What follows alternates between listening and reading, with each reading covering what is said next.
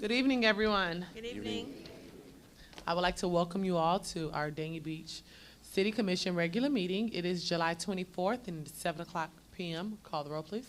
Mayor James. Here. Vice Mayor Harris. Here. Commissioner Brandemart. Here. Commissioner Grace. Here. Commissioner Salvino. Here. City Manager Baldwin. Here. City Attorney Ansbro. Here. Thank you. Can you all please bow your heads for a moment of silence?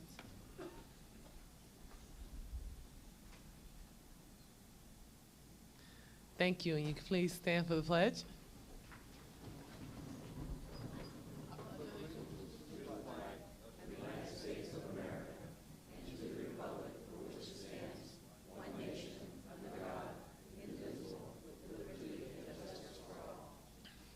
It looks like we have a full house tonight.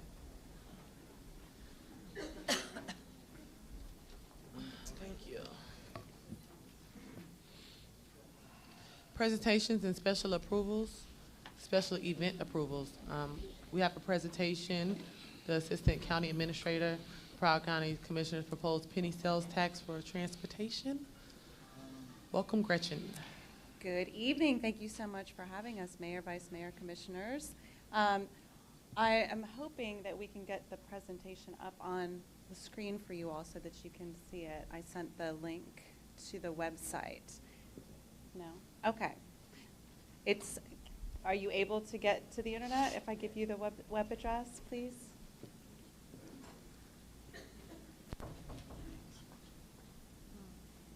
In the meantime, I'll just speak generally to the fact that Broward County is working, it's www.broward.org/penny for transportation all.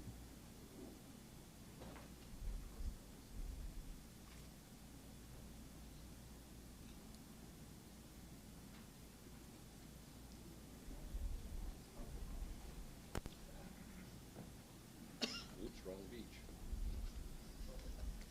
Okay. Okay. Wrong beach, not Dania Beach.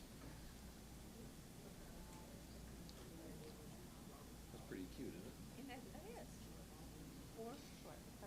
Thank you.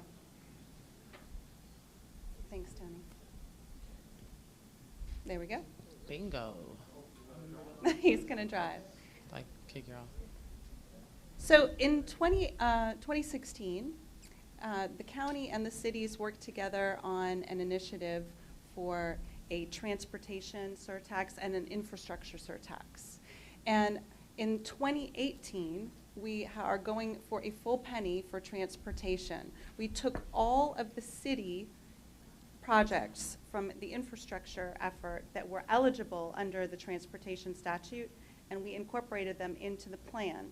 And then we reached out to all of the municipalities and asked them whether or not they still wanted those projects or they had new initiatives that they wanted to undertake.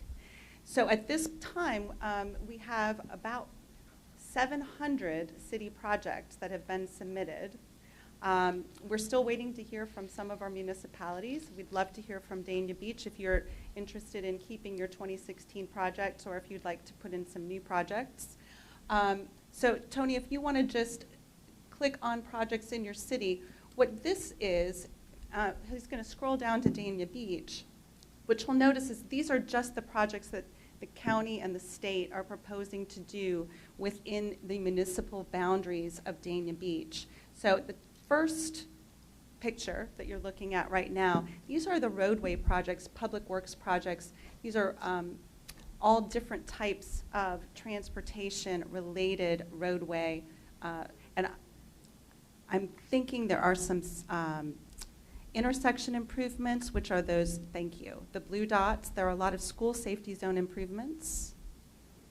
We have just a wide, and if you'll scroll down, Tony, you can see all the different, there's a narrative that goes through, there are 2 adaptive traffic signal control areas, and what does that mean? That means that we're able to more quickly, accurately, and in real time change signals to adapt to the conditions that are happening on the roadway.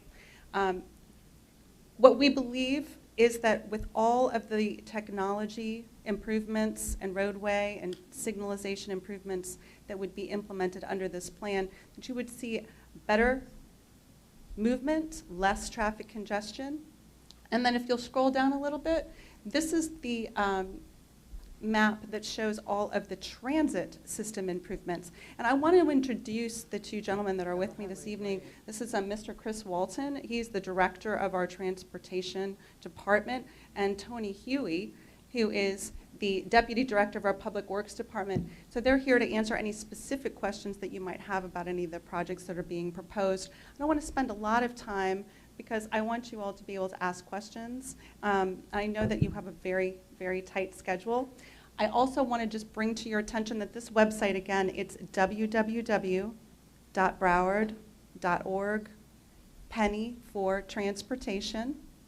And you can navigate, you can look through the presentations, you can look at the specific projects. There's actually an interactive GIS map of every single project by project category. You can click on a particular project that's being proposed. You can find out exactly where it is, what's its intended impact, the costs associated the year that it's expected to be constructed. So all of those things are available to you and to the public. We are about to embark on our educational campaign. We are looking to you all, the cities, and as our partners to go out, and we want to make sure that your residents understand what the various benefits of this plan will be to them. We will bring educational materials to you that can be used. And Tony, if you'll go to the mobility plan tab.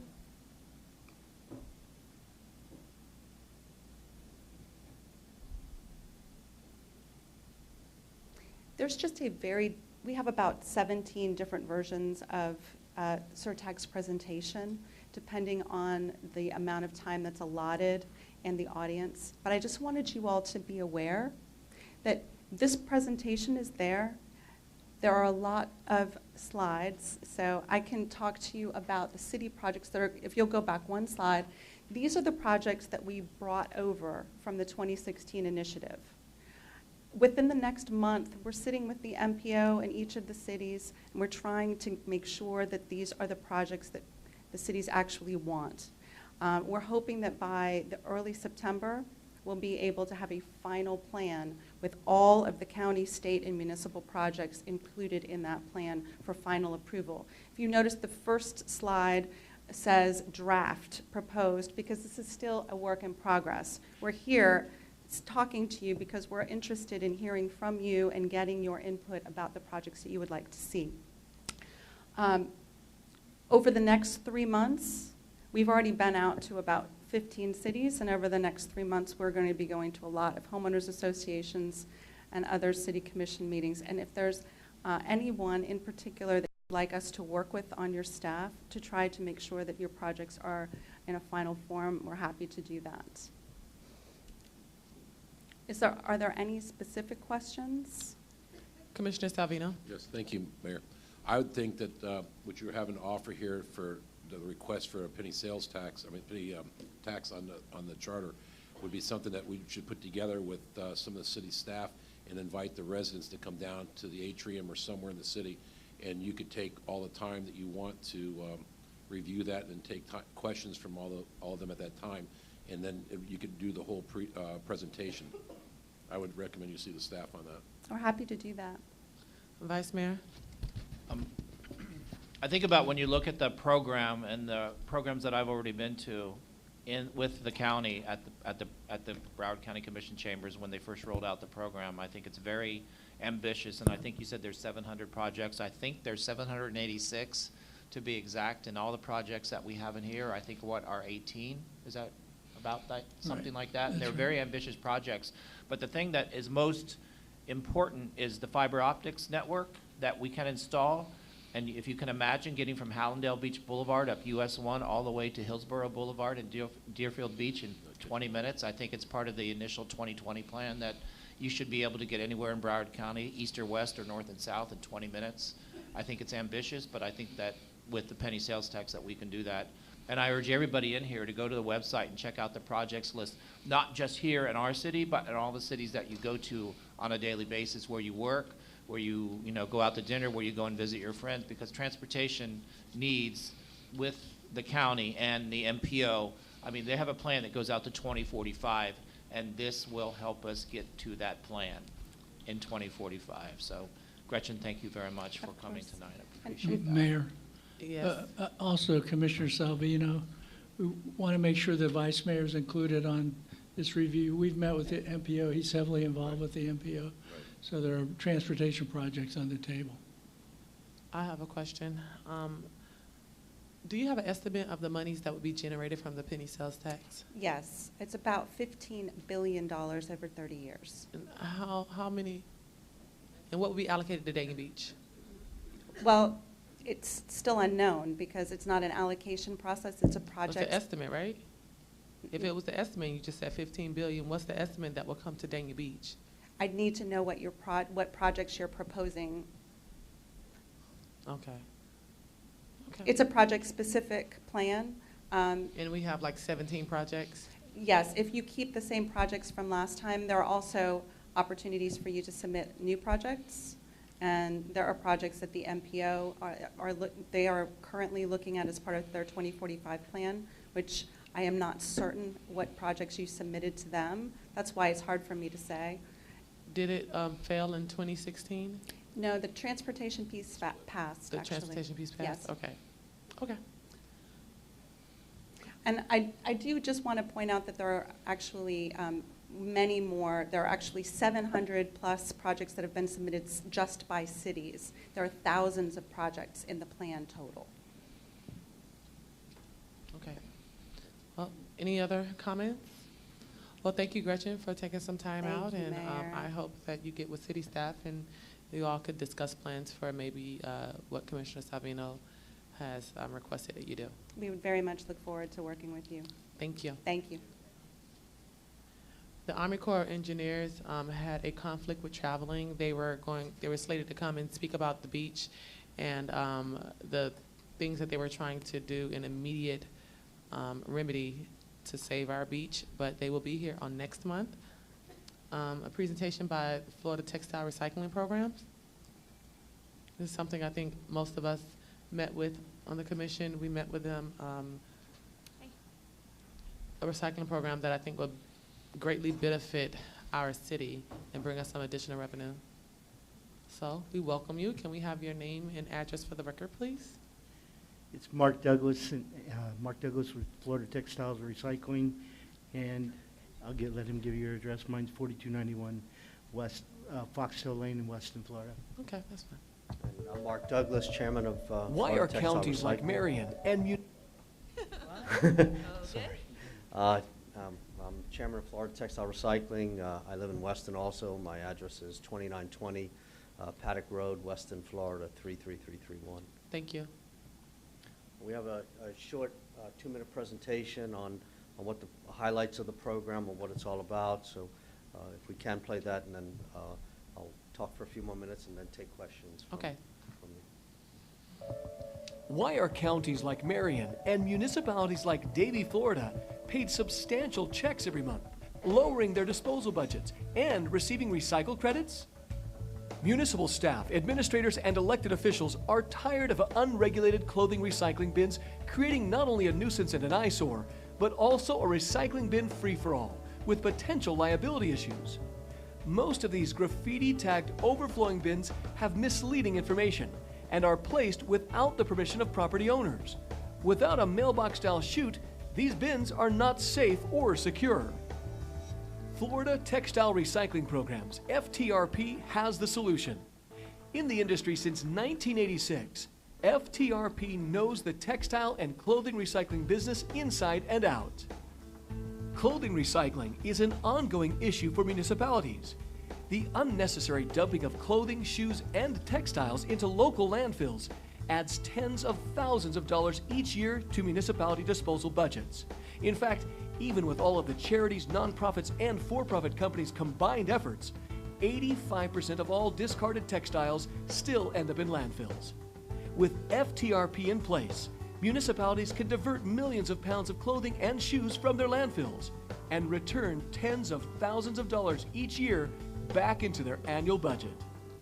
FTRP helps municipalities take an active role in providing their residents with a convenient way to recycle clothes, shoes, and textiles, and helps them reach Florida's mandated goal of 75% recycling by the year 2020. FTRP does the work to provide regulated and well-maintained bins that are electronically monitored 24/7, 365. FTRP also provides vouchers for free clothing to the needy, and recycling reward programs are made available to residents to thank them for their participation. Authorized FTRP bins and locations are pre-approved by staff to maintain aesthetics, recycling, and conformity. Municipalities do not pay for this program. FTRP pays a monthly fee for every bin, and municipalities can utilize the additional revenue at their discretion, whether to support local nonprofits, those in need in their community, or address other budgetary items. Additional savings are also realized through reduced disposal fees and recycling credits. Getting started is simple. Municipalities can avoid the extensive time and expense of RFPs by piggybacking on FTRP's existing contracts with current municipalities. To learn more about how Florida textile recycling programs can help your municipality generate additional income without added work or responsibility, call us at 888-325-FTRP. That's 888-325-3877. Or visit textileprograms.com.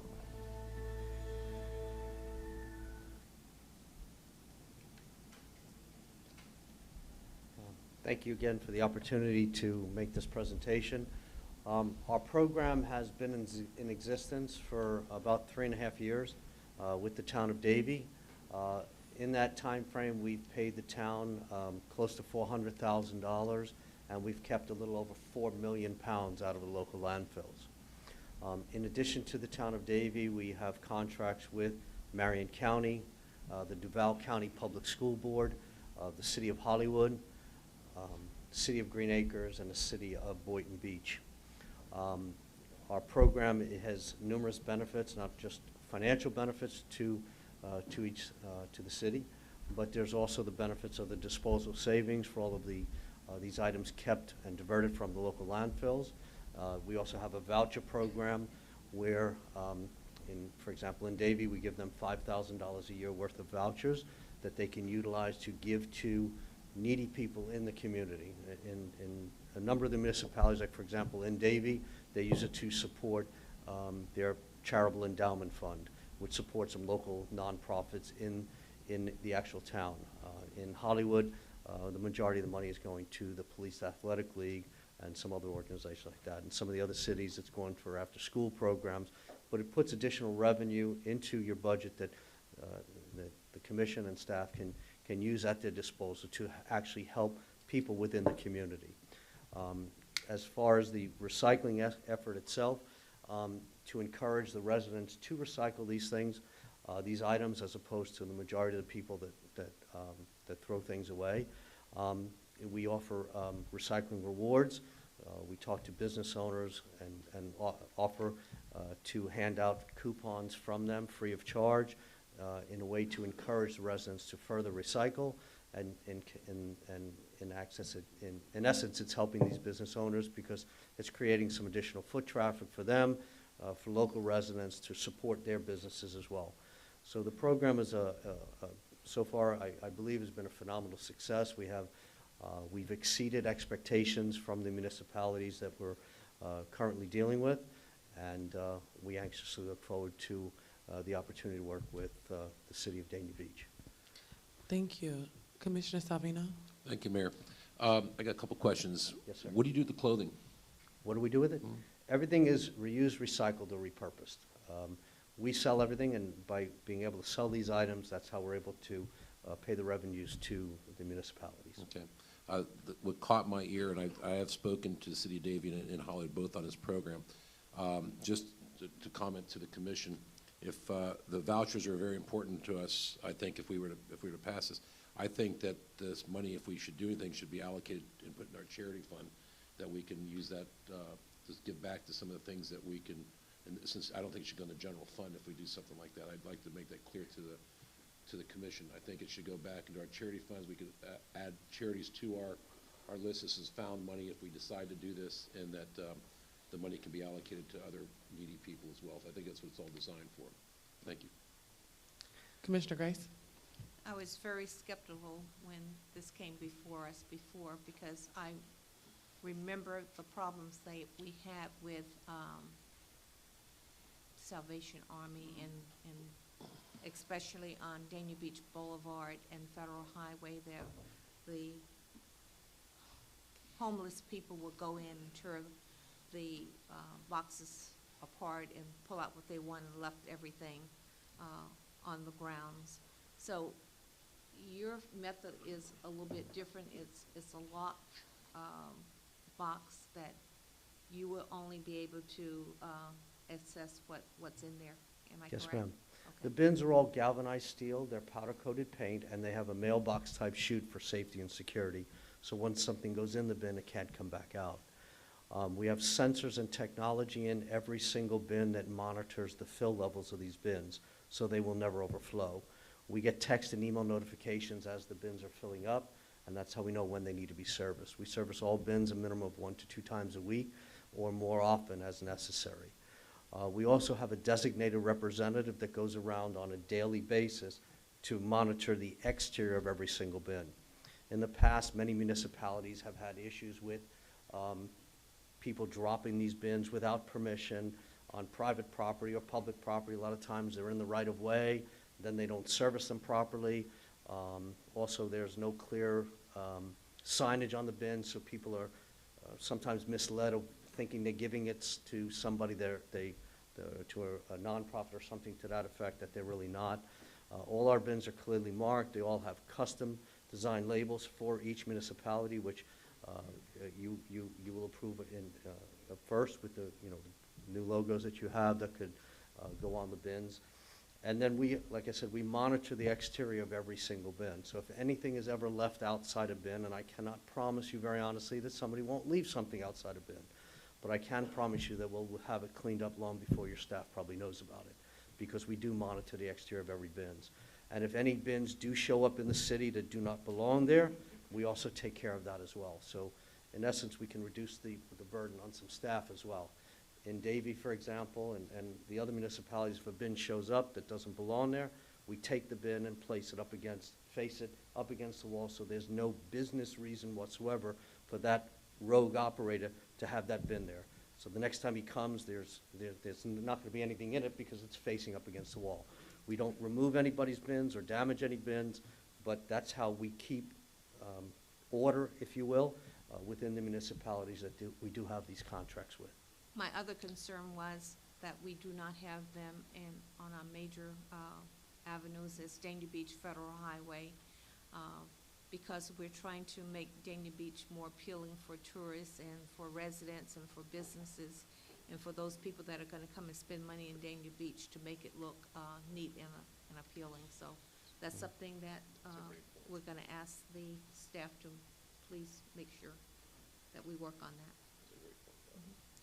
Commissioner Brandon Marty? Hello. Hi. You said that you've been doing this for 3 years? Yes, in Davie 3, we've had the contract for about 3.5 years. What major problem did you run into on any time in those 3 years? Have you ever had any problem? Well, for us, our biggest business challenge is once we submit a wish list of locations to staff and they pre-approve the locations, then we have to first go out and speak to local business owners and get their permission. Some may want to participate in the program, some may not for whatever reason. So that's our challenge. But really, other than that, really not much. Okay, thank you. The only thing I would say, I fell in love with this idea. I'm big on community service and giving back and stuff. I do not like the design. I think it's very plain, and I think that anything that we're going to put here needs to kind of mirror our image and where we're going as a brand. And so, of course, I know it'll have to come back to us. But from the ones I've seen that you've done in Davie compared to the ones that you did for us, I didn't like the design, but I love the idea and the concept. Sure. Vice Mayor? I think the program is available in Hollywood now, isn't that correct? Yes, sir, that's correct. And I did talk to one of the commissioners in the city of Davie, and I think their net revenue from this is about $100,000 a year in recycled textiles. Well, that's the minimum. We pay them $2,000 per year per bin. Okay. In addition, that we also get involved in community events, such as their quarterly household hazardous waste and various different other events that they have throughout the city. And then we make a truck available for that with personnel. And any additional merchandise, textiles that are given at those point, we also pay 10 cents per pound on those as well. Okay, so based on our population and the size of our city, how many bins would you recommend right now? Probably in the neighborhood of 25 to 30 bins. See, even like in Davie, 50 bins is not 50 locations. It's probably translates into about 32 locations or so, because some of the locations have multiple bins in order to service that location properly. So here, you're probably, if you're talking about, let's say, 30 bins, maybe it'll probably be 15 to 20 or so locations. Okay, so the revenue that we're talking about getting in would solve our charity and our transportation plan that we tossed about earlier. 30, 40. Yeah, That'll work. yeah, so, I mean, if you think about repurposing textiles, you know, what can be salvaged and resold will be, but the rest of it is, We sell everything. We sell everything, because it's- even stuff that's it's ripped, torn, or recycled, stained repurposed. is sold off as rags or wiper cloths. Right. Like rubber sole shoes or sneakers that is not saleable, those items. And again, we don't do this, but people we sell the items to can ground those down and make them into playgrounds. All right. Okay, thank you. Thank you so much. Thank Look you forward very to doing much, business with appreciate you. it. Mayor, I'd like to make a motion that we approve that item, if you mind. The ordinance is on later in the It's meeting. on. It's on- I didn't see it, that's why I'm at it now. The 2018 Comprehensive Emergency Management Plan. Chief Sean Brown, welcome. Good evening. Thank you. Good evening, Mayor, Vice Mayor, City Commissioner, City Staff. Sean Brown with Broward Sheriff's Office Fire Rescue. You all have before you this evening your 2018 Comprehensive Emergency Management Plan that is to be adopted this year for this hurricane season. I do have just hopefully it's a brief slide presentation for hurricane preparedness. Oh, there it is. That was just the So we are already underway in our hurricane season. It began June 1st, and it goes through November 30th. To date, we've already had 3 named storms, and 2 storms that were actually hurricanes. And the first thing that I kind of wanted to put out there is what the difference is between a hurricane watch and a hurricane warning for our residents. A hurricane watch is put out when hurricane conditions are possible and possibly expected within 48 hours. And it's at that point in time that we urge all of the residents to start making preparations and that they're actually underway at that time.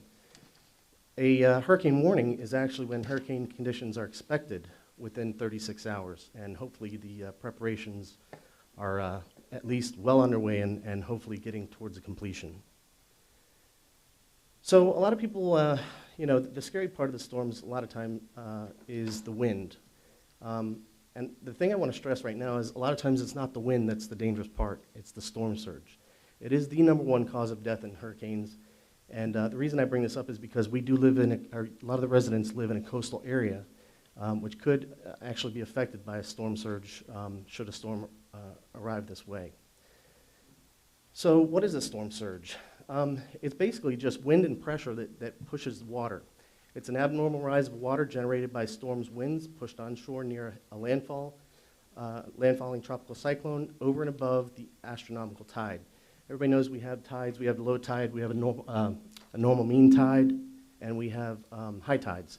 So this storm surge is actually over and above what the actual high tide level would be, as you see in the pictures.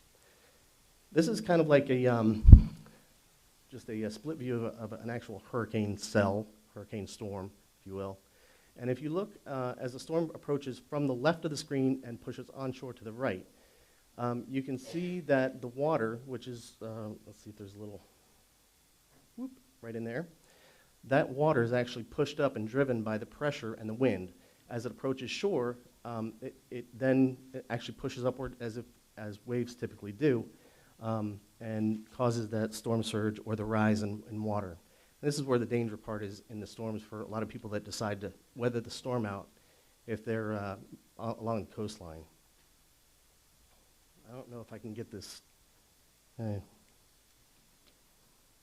don't think I can get this. This was a sample or an example of how storm surges actually kind of occur, and it occurs over a short amount of time. It's not like a tsunami wave where it just wipes out everything, but it rises steadily in a relatively short amount of time, and then it will recede anywhere from like an hour to, depending on the speed of the storm, could last an hour to a few hours.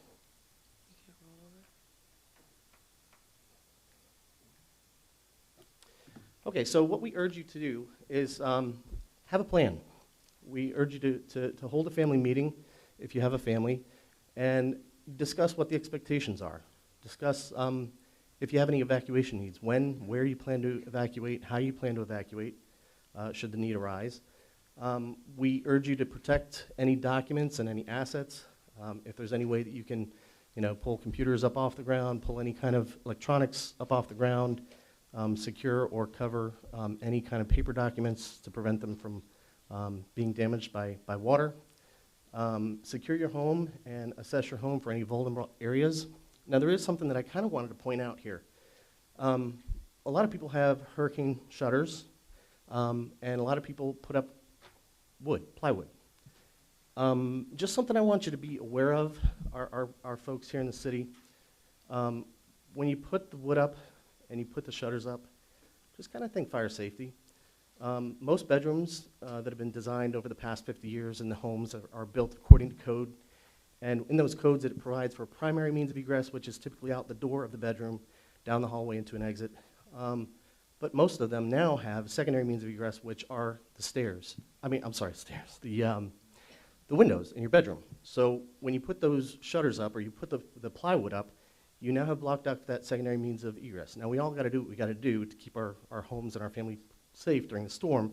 But just be aware of that, because should you have a fire in the hall and you don't have another way out, that's an issue. So we urge everybody to immediately take down their storm shutters and or plywood immediately following the storm to avoid any kind of issues like that. We also urge people to make sure that they have any kind of medications that they need, and make plans for your pets, which I'll discuss a little bit more in depth in just a second. Make sure you have all your supplies, and let other people know what your plans are, your other family members that may not be in the area. So if you do decide to evacuate, they're not looking for you and don't have any idea where you are, and that way you've communicated that with them. Okay, so there's a lot of really good, useful guides and information out there. There's 3 of them that we have listed here that are associated with the city, of course, Broward Sheriff's Office, and the county. So I would urge you all to go to those websites and check out that information. There's checklists, there's information, and everything you kind of need to kind of put everything on the on your list of things that needs to get done. So Broward County has what we call a vulnerable population registry. And basically, this is for residents that wish to stay at home in the event of a hurricane or other emergency, and they're at risk due to a disability, frailty, or other health issues, regardless of their age. So it's a partnership between Broward County and municipalities to help emergency responders plan for the recoveries. It's not a guarantee of assistance. It does not automatically register you for a special needs shelter or evacuation transportation. You can register by calling 311, or you can register online at the web address that's listed in the slide. So we urge you to stay informed during the storm as well. Hopefully we don't lose power, but as we all know, we typically will lose power at some point. If you don't already have one, I would encourage you to get one of the radios that you can actually has battery backup or has battery power, or you can actually even buy some that wind up with a turn of a hand. And just keep aware of all the approaching storms and all the information and updates related to the storms. Don't be that guy. Yeah. Stock up on your supplies. That's kind of common sense, but it's pretty funny because Well, it's not really funny, but it's a reality. You see a lot of people wait until the last minute, and then there's nothing there, and it actually does look like that on the shelves if you've ever been in a grocery store at that time. Hope for 3 days, but plan for 7. A gallon of water per person per day. Make sure you have food and non-perishables, any battery-powered flashlights and radios, medical supplies and prescriptions to last at least 2 weeks because the pharmacies may be down for a couple weeks. Make sure you have clean clothes and cash on hand because ATMs may not be functioning. So know your evacuation areas as well. Plan A is anything east of the Intercoastal Waterway. That's typically the first area that gets evacuated.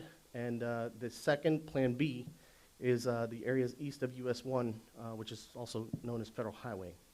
Typically, these are evacuated at Category 3 or higher hurricanes. Okay, so this is a little bit different than last year and in the past. Broward County now has 33 shelters throughout the county. Prior, it was 14 shelters. I believe 7 were south of 595, 7 were north of 595. They've now gone to 33 shelters throughout the county. Not all of them may open during the state of emergency. They're open as needed, so you need to monitor for those shelter openings. And there's really 3 ways you can do that. You can monitor the county's website. You can call the emergency hotline at 311, or you can actually call 954-831-4000. They do provide transportation to these shelters. It's paratransit. You can contact them at 954-357-6385. Now, the closest shelter to Dania Beach is still going to be Watkins Elementary at 3520 Southwest 52nd Ave in Pembroke Park. There's also one now I do know that is in Hollywood. I didn't list that on here, but that would be the second closest one. And if you are going to require a special needs shelter, you do have to pre-register for that. So now is the time to do that. You can contact them at 954-357-6385. And in addition, there used to be 1 pet-friendly shelter in the county. Now there is 3. And these are typically for people that are in the evacuation zones. And I'll go over that in a little bit more detail in just a minute. For any crisis counseling and social service referrals, you can dial 211 on the phone to reach those services. Now, with regards to our pet-friendly shelters, again, for those located in evacuation zones only, and there's 3 locations. One is at Everglades High School in Miramar. The second is in Lions Creek Middle School in Coconut Creek. The third is at Falcon Cove Middle School in Bonaventure Boulevard in Weston. Again, you have to pre-register for this as well, and make sure that you bring records with you. They're going to need valid proof of residency in an evacuation zone, your proof of rabies vaccination, all of your veterinarian information, and a photo of each pet attached to your application. And Chief? Yes. Can't hear you. Is this, you just gave us this manual with over 100 pages in it. Mm-hmm. Is this plan available on the city website? I believe it is, yes. Okay, Actually- because we have a, It will be. There is some information in there that's kind of sensitive that is not supposed to be released to the public.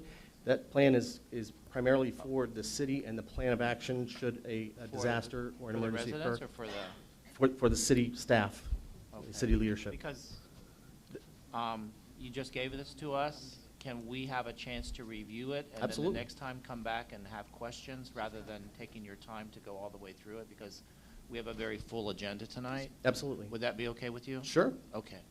Okay. Is You want me to every- just stop it are right my here? other commissioners? I mean, are you almost done? Yeah, I'm getting close to the end. This actually is not part of the comprehensive emergency management plan, although some of this information is in there. Okay. This is just kind of like a safety, preparedness presentation Because for we your just had a residents. Hurricane Ready event, which I think we covered a lot of this, so I think it would be best if we could review it and then come back with any questions or comments or Okay, things that's that we fine. wanted That's to- fine. I mean, This- 'cause I don't want to waste your time. Sure, in case no you problem. have a This more probably won't pressing be obligation. in your manual, Put it though. on the agenda. If you're almost done, Sean, you can finish. I mean, he's more than halfway through it. I'm not gonna cut him off. That's what, I understand it's a long agenda tonight, so. You can You finish. sure? Yeah, I don't have a I problem don't- either way. You're not in our way. I Okay. mean,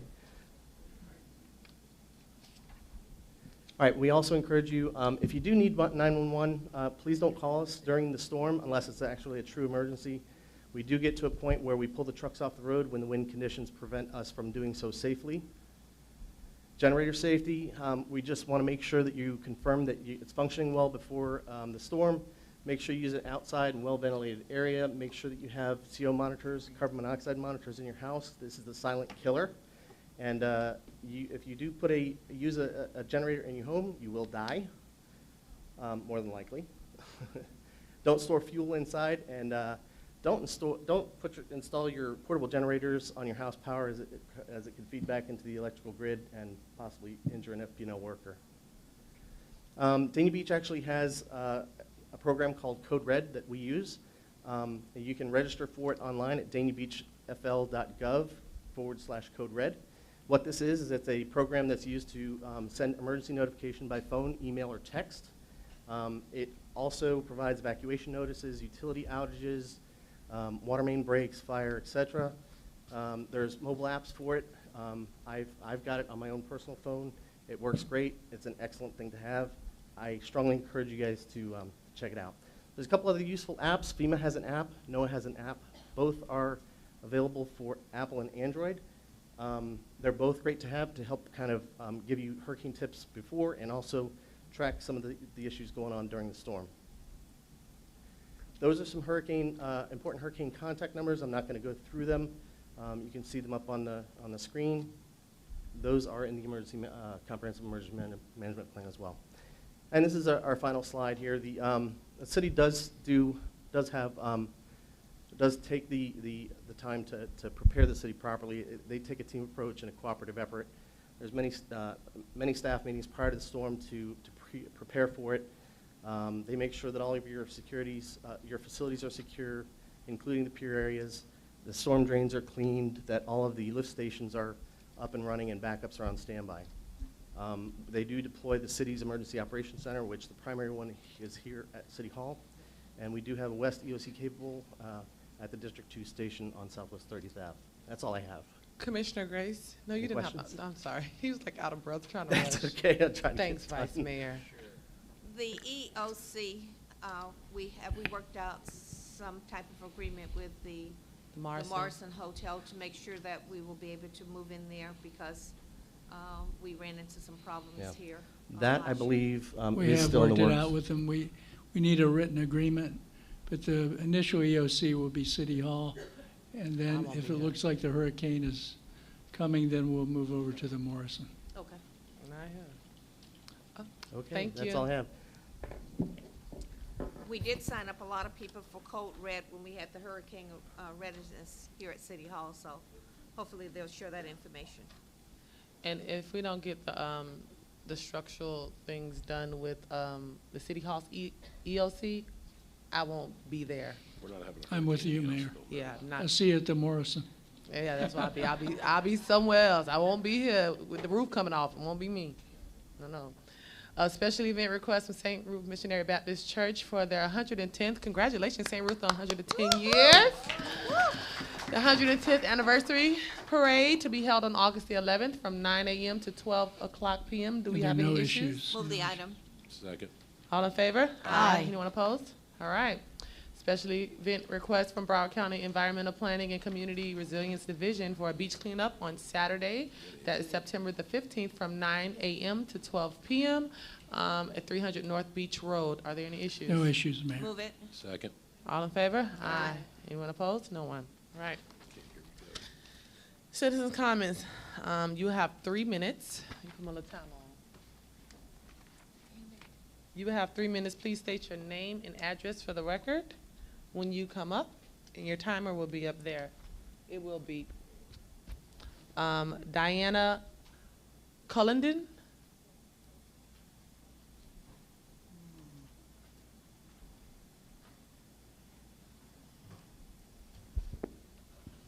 Good evening. Good evening. The reason that I'm coming Please here, state your name and address for the record, please. yes, Diana Collender, 680 Southeast 13th Street, Dania Beach. Thank you.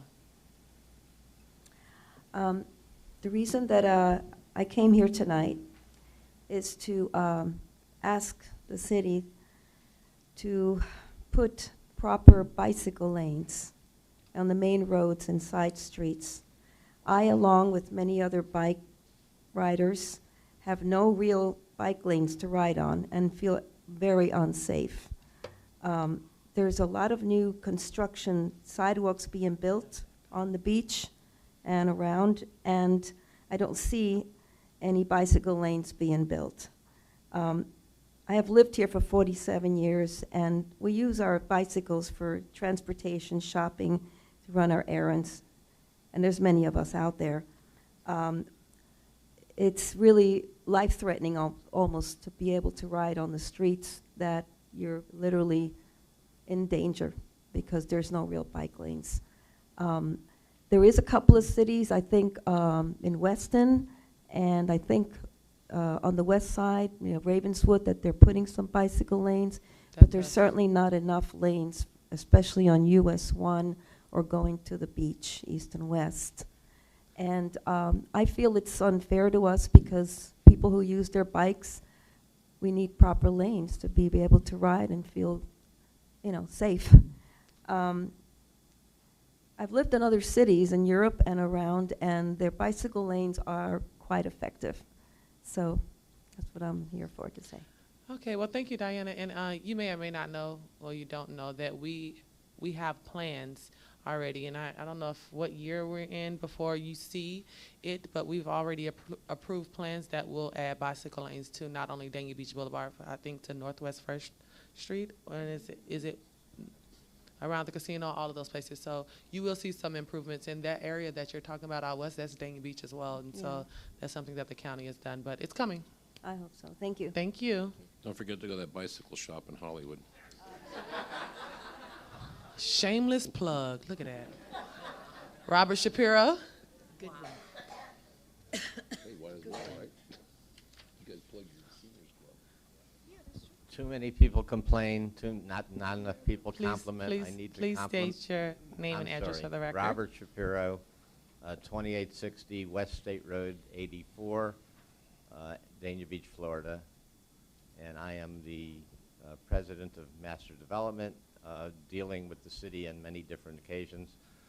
I was very happy to attend the charrette that the CRA gave over the last couple of weeks, and I must compliment to the highest degree the entire staff of the CRA, and particularly Raquel Williams, for a job extremely well done. Oh, thank you. Good job, Raquel. Good show. Yep. Yeah. That's quick.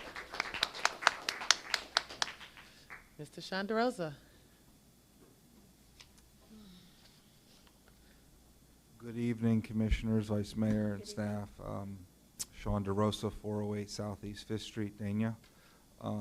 In June, I brought to your all's attention we had a serial violator of our illegal sign ordinance, kind of something I've never seen in the 18 years I've lived in the city, and put up about 20 illegal signs on our main corridors. And I know Mr. Harris might have addressed it a little bit, gone out and did some community service.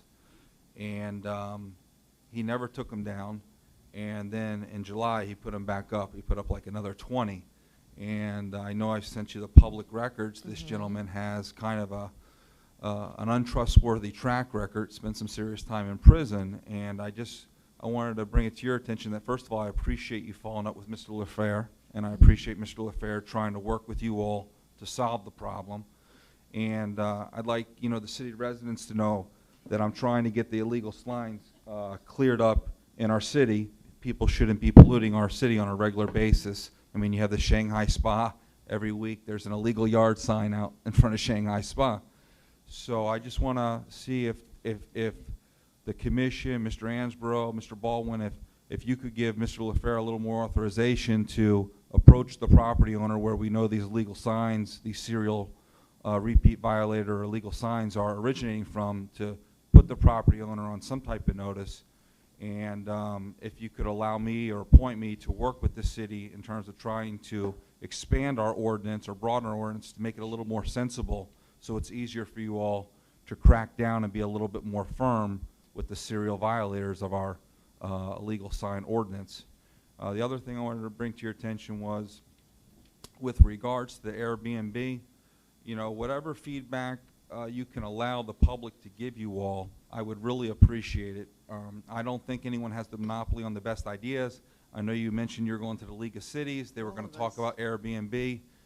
And I just don't want stuff to be put set in stone where someone else may have an idea, hey, can we include something like this? Because I was thinking of, should we have a minimum age in terms of who can rent out these facilities? Because when I get the college kids next door, that's where a lot of the craziness, and that's where I had steak bones wind up in my backyard where they were just tossing them in after they grilled and ate steak.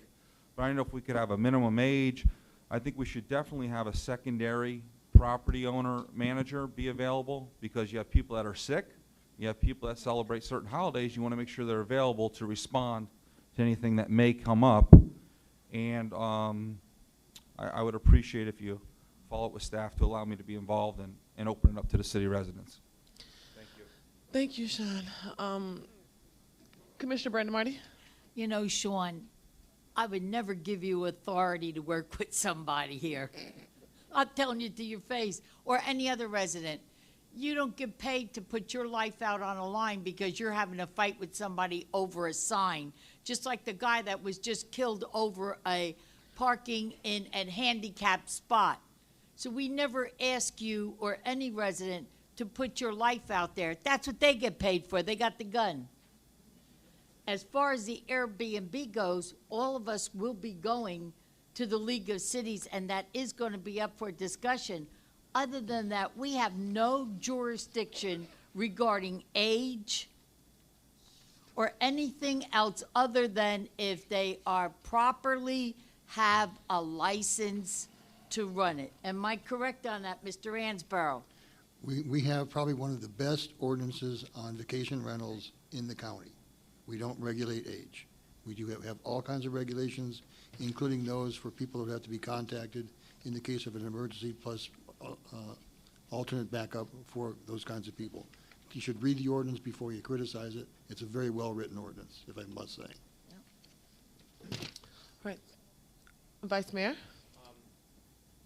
At the League of Cities, I think it's on August the 15th, there is a seminar that we're all going to. It's titled Disruptive Technologies, of which Airbnb is one of those. So when the state issues the ordinance on how we are to proceed, then we can take additional action, but we just can't yet. We probably will when the legislature reconvenes in September. Again, the risk is, because of these different organizations, they're seeking to preempt or take away all city and county authority over any of these vacation rentals. It's happened for the last 3 years. It's going to come back again this year. So that's the fight that we have for home rule, to try to avoid the legislature taking that right away. Our ordinance, again, is a very well-written ordinance and enforceable. I wouldn't be opposed to having a workshop and listening to what people who are actually living next to these vacation rentals have to say, because it's one thing that we can come here and we can do this, but until it's knocking at your back door and in your backyard, you really don't understand the frustrations that a lot of residents have contacted us in regards to. Commissioner Brandon Marty? Yeah, Mayor, that would be a good idea, what you just said, especially after we get back from the diplomat. And I want to tell you something. You can hand a condo association pictures of Airbnbs right in their community. They're not doing nothing about them because the boards don't want to spend the money to fight to throw that person out. How do I know? I live in it. And I gave them the pictures. I gave them even the people's names, their address, the phone number, probably the color of their eyes, and they did nothing. They're still running this Airbnb on the 3rd floor in this one building. And then I saw something funny the other day. People with Airbnbs are making holes in their garage doors. So you guys watch out for this. You're going to see a slot in a garage door. So that's how sneaky they are. So that the people that come there to stay there, by the way, the rates are very good, though. They are. I got to tell you right now, you get 4 days for $200. Commissioner Brandon Marty. Well, all right. Anyway, you can put your money in the slot through the garage door. He don't even have to be there to be and say this is the person. They make holes in the garage door. Take a look around. You'll see them. Sounds like a trap house. Huh? Sounds like a trap house. Yeah, and it's, it's true. It's really, I hate them. I got to go on, I told you I went on record, I can't stand them. However, I will use them. Gloria Fernandez, I'm sorry, I don't know what just happened. Gloria Fernandez, I don't know if you have two papers. I'm not sure if you want to speak twice. Smart lady. Good evening, Mayor, Commissioners, and City staff. Thank you for the opportunity. My name is Gloria Fernandez, and I'm a resident of Dania Beach. I live at 3831 Southwest 56th Street. I've come before you before in the past to express my concerns about traffic on Southwest 40th Avenue between Griffin and Sterling. I have a question for you. I happened to notice in the packet for tonight that there was a letter from Tom Hall which makes specific recommendations for traffic calming on that area to address cars that are going too fast, peak hours. I walk that street quite a bit, and during the school year there are a number of children who use that street as well, so that is a concern. So my question to the Commission, are there any steps being taken to address traffic on that portion of the road and to act on the recommendations of Tom Hall? I'll give this right over to our Vice Mayor. I know he's eager to answer. There is a plan on the table for enhancements in traffic calming on northwest 40th Avenue between Sterling and Griffin Road. Where's Mark? He's not in here. It's on the project ready list for the MPO. I'd be happy to go over it with you. What is the approximate timing of that? Is there funding for those improvements? It's on the project ready list. I'd have to double check to see how soon and how much traffic calming, sidewalks, lighting, everything, but it's on the plan, and I think it's in probably... Once it's approved, I believe it's 5 years before you see it implemented.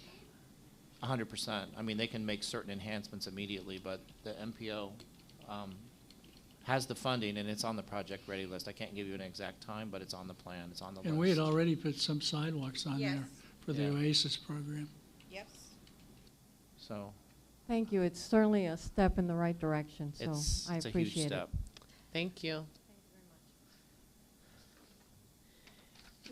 James C. Howard. I didn't know that was your first name. Look at you. Hide behind that J. James is a powerful name. It's like your boy. Good evening, Mayor James. Good to evening. this esteemed commission and to our city officials. My name is James C. Howard, 145 Northwest 5th Avenue, Dania Beach, Florida. I stand before you as the proud pastor of the St. Ruth Missionary Baptist Church, and as you've already acknowledged, on August the 19th, we will officially be celebrating 110 years of existence here in Dania Beach. Indeed.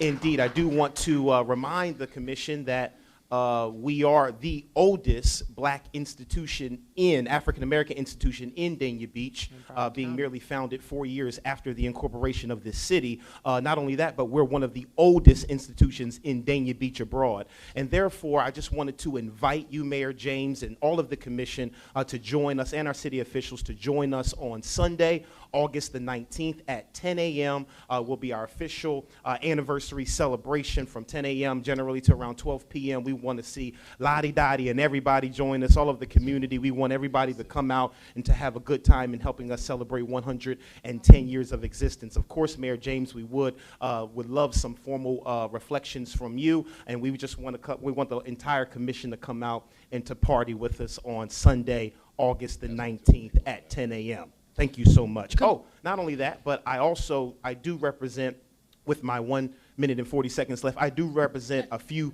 citizens who live on the back side of the construction that's going on there on Sterling Avenue between Ely and Pippin's Waiters, I believe. I do understand that supermarket is going up, and we're indeed grateful for the economic development, but with the ground being toiled there, there's a lot of creepy crawlers, if you know what I mean, possums and the like that are coming out of that ground, and some of the residents there are having to deal with those pest issues.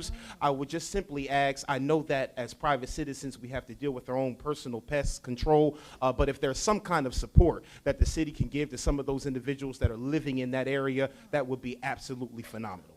Thank you. We definitely will look into that. I have a commissioner that says she will come to the celebration if you put on a Dallas Cowboy jersey. Is that what you Now, said, that's Commissioner not Grace? ever going to happen in the existence of my being.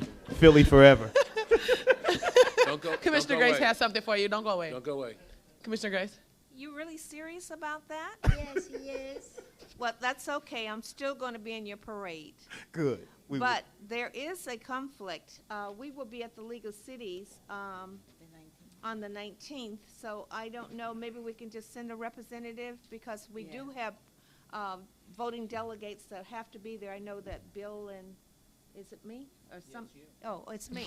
Okay. That will have to be down at the Diplomat voting on issues that Understood. will represent the 412 cities that we have in the state of Florida. Understood. So Is there anything going on afterwards after 12? No, it Chicken. stops at 12. Chicken. You know what? What time does it If go I up? can sneak that, I'm going to look at the What time schedule does it that go we have, because we don't have a schedule yet. I don't have my I'm schedule not yet. sure what but- the League of Cities schedule is, but if you We're out can't there by make 1. it to the 19th, on the 11th, as you already I'll be approved, there is our parade. with And my so Dallas if you Cowboy can't make it on the stuff on. 19th, Saturday, the 11th, you can keep the jersey at home, Commissioner. I'm joking. not going to happen. Thank you. Thank you so much. We appreciate it. Thank you. David Simonetta? Something like that. Hello, good evening. David Simonetta, 4641 Southwest 42nd Avenue, Thank you. Dania Beach. I just wanted to say thank you very much for a couple of things. At the beach, you put some signs up about the cigarette butts. I'm grateful. Thank you. Also, cigarette butt receptacles. Thank you. Huge. We'll hear that. We'll I hear really that. appreciate it. Really. it's Brad, huge. thank you. I also want to extend a thank you to Brad. He Oh. met with me and introduced me to the city engineer a few weeks ago, maybe a month ago, because I had some questions about the beach. Renourishment, phase 2, I believe. Yep. Anyways, I have some more bags that I'd like to pass out this evening, and I would also It's the grocery bags? Yes. Yeah, I need 5 more. And I would also like to follow up with the straw ordinance and see where we're at with that. And how? All right. Okay. He wants an Where answer. are we? Can't give you one now, but Are we working on the straw ordinance? We haven't been asked to create an ordinance. No one has given me direction of what you want to do. At the last commission. The ordinance would, if you do that for the Got it. entire city, you can, but I need some direction of what you want to do. What the- All we did was have the lady come up and speak, and then you said you would. We said we wanted to pass the ban of having the straws at the So you want restaurants to on have the an beach. absolute prohibition for all restaurants? On the beach. On the beach, just the 2 restaurants. Coastal, I'd say all I the don't- coastal restaurants, even on Yes. Broward, sorry to Well, interrupt you. we only have I 2 know. that we can. We have the quarter deck My and the Big Dania Fat Beach Greek Carnival. restaurant is on the water, and I would say. Oh, okay, so I'm he ta- mean I'm like it's talking. he's talking about on the canals Yeah, as he's well. talking about anything like canals and everything.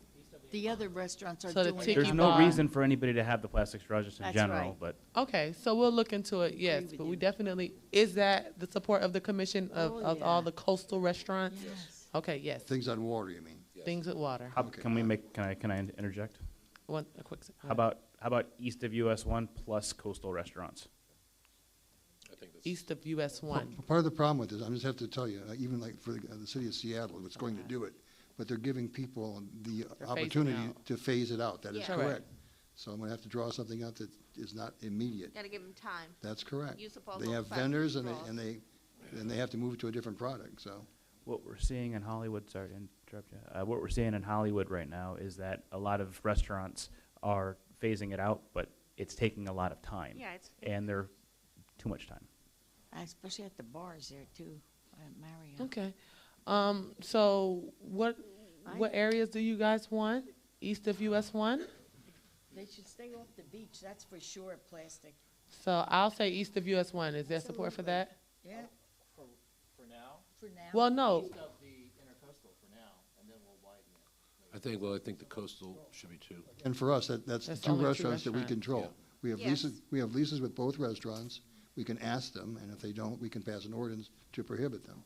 Yeah. But those are within our control. It's just not but prohibited the in their one, lease. but it's more that's on the Yeah, water. You got a like tiki bar that's on the water. You Rustic have Inn. the Rustic Inn, you Right, have a Greek big fat restaurant. Greek. That's what I'm saying. So the ones that are on the water in east. I think everything that's on the water would be my motion. Mine, Sounds second. good. Okay, we'll start there. Okay. Thank you. Thank you. Go ahead. David, Yes. About the beach renourishment. Yes. The mayor, public services, Colin and myself, we met with the Army Corps of Engineers a couple of weeks ago. Okay.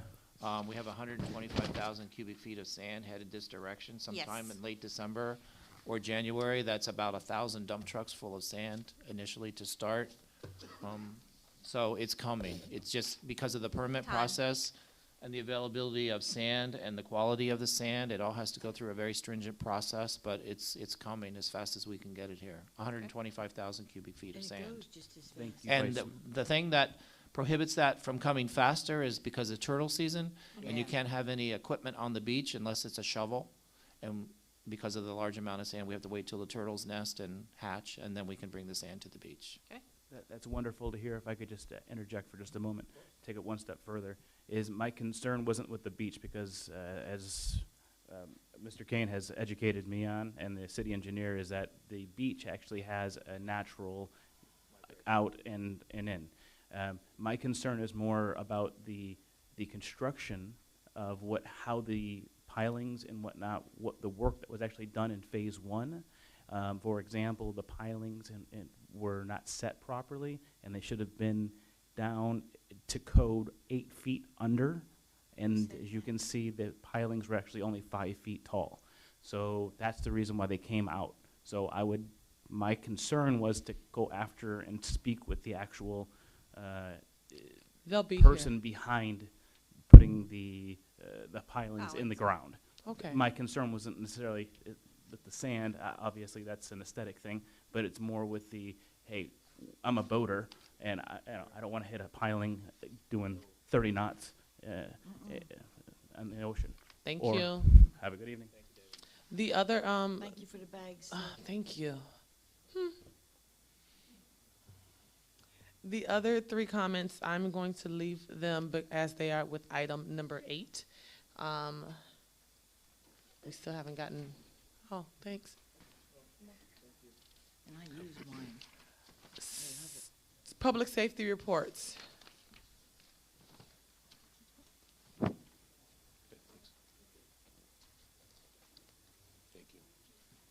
Good evening, Mayor, Vice Mayor, Commissioners. Good evening. One of our deputies was patrolling the area of 2800 Griffin Road on the early morning hours. He observed a subject pulling on door handles of all the closed businesses. We arrested him, charged him with loitering and prowling. We arrested another suspect for grand theft at the 7-Eleven on South Federal Highway for stealing $633. That was a clerk at the store that was observed on video stealing the money. We've had a couple reports of juveniles knocking on front doors while another 2 or 3 juveniles go around the back, see who's home, so be cautious of that. Please report it if it happens to you. Hopefully it doesn't. As I said, it's not going rampant around the city. It's just a couple reports here and there that we've gotten. We noticed an increase in tags and decals being stolen off of vehicles. So please check just when you go outside. Just take a quick look at the back of your vehicle, make sure the decal's there. I'm not saying you have to do that every time, but if you notice it, if you check twice a day, you'll know what hours it happened in between, and maybe make it a little easier for us to solve the case or obtain video. We have had a decrease in vehicle burglaries this summer, which is rare. We usually see it go up just a little bit due to the children being out of school. But we've had a slight decrease in that, though. The ones we've had recently have occurred east of Federal Highway, and there were 2 unlocked vehicles, and both of them had guns in it. So that's a big problem. It's up to you if you want to leave your vehicle unlocked or not. Please don't leave a weapon in there. So just be cautious of where you're at. If you're at the store, at a daycare, mall, whatever the case is, be aware of your surroundings. Don't leave any valuables in the vehicle, and please do not leave a weapon in your vehicle. We've had an increase, we've increased traffic operations along Federal Highway in an attempt to decrease traffic crashes, speeding.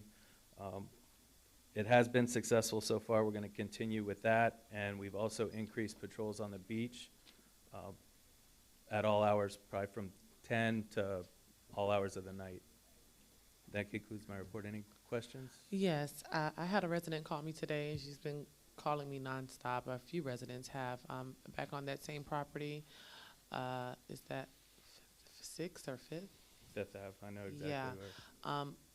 The actual homeowners, the people that are paying property taxes, they're very intimidated and afraid to come out of their homes. They're very uncomfortable. There's a lot of drug selling going on there. And she's been in contact, they've been in contact with BSO, with the substation, and they aren't finding any relief. Which property is that now? Is that the one just north of Dania Beach Boulevard on Fifth Ave? That's the one, that's the one right by the store. Okay, there's one property, the two fields are cleared, and then there's one kind of in the middle, but closer to Dania Beach Boulevard, that has vehicles on it all day. All day, every day. There is absolutely nothing unless there's some I'm sort talking of about the people ordinance that we can. are on. There are people going on some of the property homeowners' properties. They're just sitting there all day. They sit in that field, that lot all day. They do. But it's privately owned and the people are invited there. So unless they're on the sidewalk, unless we I'm catch just them afraid doing something bad is going to happen, and when it happens, I'm going to be sitting here saying, I told you all so, and I know you all are bound by certain things, but there's no way that residents should be afraid to go home. There's no way residents should be afraid. They pay, property taxes, afraid to go sit in their own yards, and that's what's happening. I mean, I don't know what we can do, but I don't like hearing residents who are long-standing residents here, and you have people coming and renting certain homes and just doing whatever, and it's nothing that they can do. If they say something to them, they're in fear for their life. I mean, these are dangerous individuals who they're encountering, and I would hate for a older woman to have to encounter a male who really doesn't have much to lose because he's on the corner selling drugs, and there's nothing that we could do about that. Commissioner Grace? Yeah, it's alarming to me that we have someone in the city that is breaking the law and we can't do anything about it. I believe that we can within the guidelines of government. The first thing I would like to see us do is reach out to that landlord who owns that property and basically ask them to put up a no loitering sign and how would they like to have it in front of their homes? You understand? These are taxpayers that we as governing bodies have said that we're going to protect and serve. So I'm telling you, from my perspective, happens in front of my house. Not only am I out there telling them, you're not going to do it, you're going to give me that respect.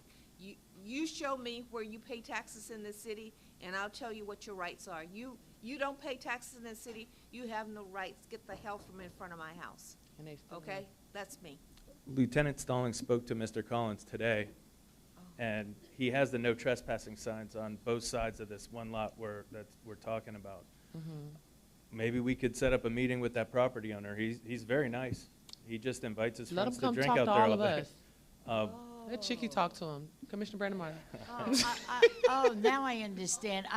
Because back up when you said they're invited. Yes. So they're renting. They're invited by a person. The but owner that of the person, the owner, but the owner is there when they come. Yes. The person that's renting the home is inviting them. They're not the owner.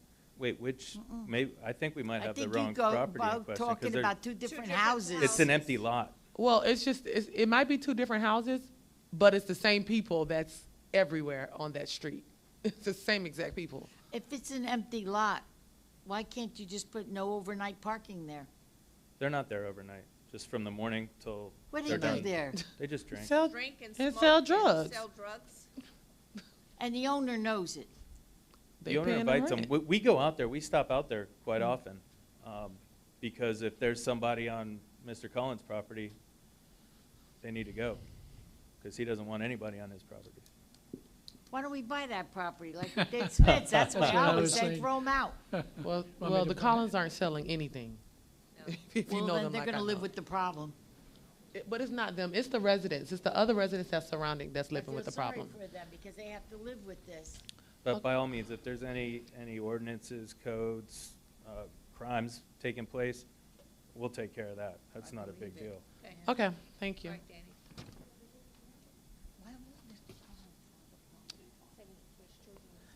Hello again. Good evening to all again. Sean Brown with Broward Sheriff's Office Fire Rescue. 15 seconds or less, I promise. Just a quick reminder, we do have school that's going to be coming back into session here within the next couple of weeks. I believe Broward County Public Schools is the middle of August. Just want to remind everybody to kind of keep their eyes open for the school zones. Slow down. You don't want the big tickets that are afforded to those who disregard those speed limits.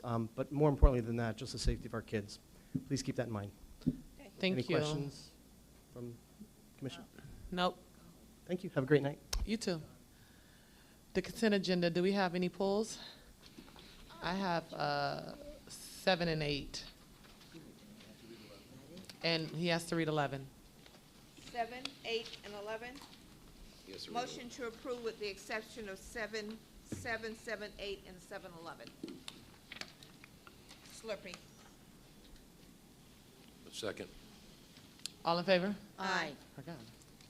Item 7, a resolution of the City Commission of the City of Dania Beach, Florida, authorizing the expenditure of funds by the Community Development Department for a mobile pay platform and parking citation and management application from Passport Parking, Inc. that exceeds an annual vendor total amount of $25,000, providing for conflicts, further providing for an effective date. I pulled this item because I needed more clarification on this.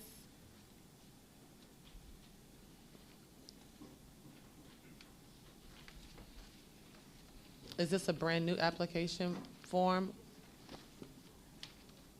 Commissioners, Mayor, Vice Mayor Mark LaFerrier, Community Development. The answer is no, this is not a new application. This is the application that we launched about 2 years ago. We pay a service to them on an annual basis. That service will exceed, that fee is based on how many times it's used. That service is now going to go over the $25,000 that can be approved administratively, so we're coming to the commission asking them to approve a payment that would exceed the threshold of $25,000 to Passport, which is our vendor for pay by app, pay by phone. Okay. Okay, that's it. Thank you. Move the item. Second. All in favor? Aye. Anyone opposed?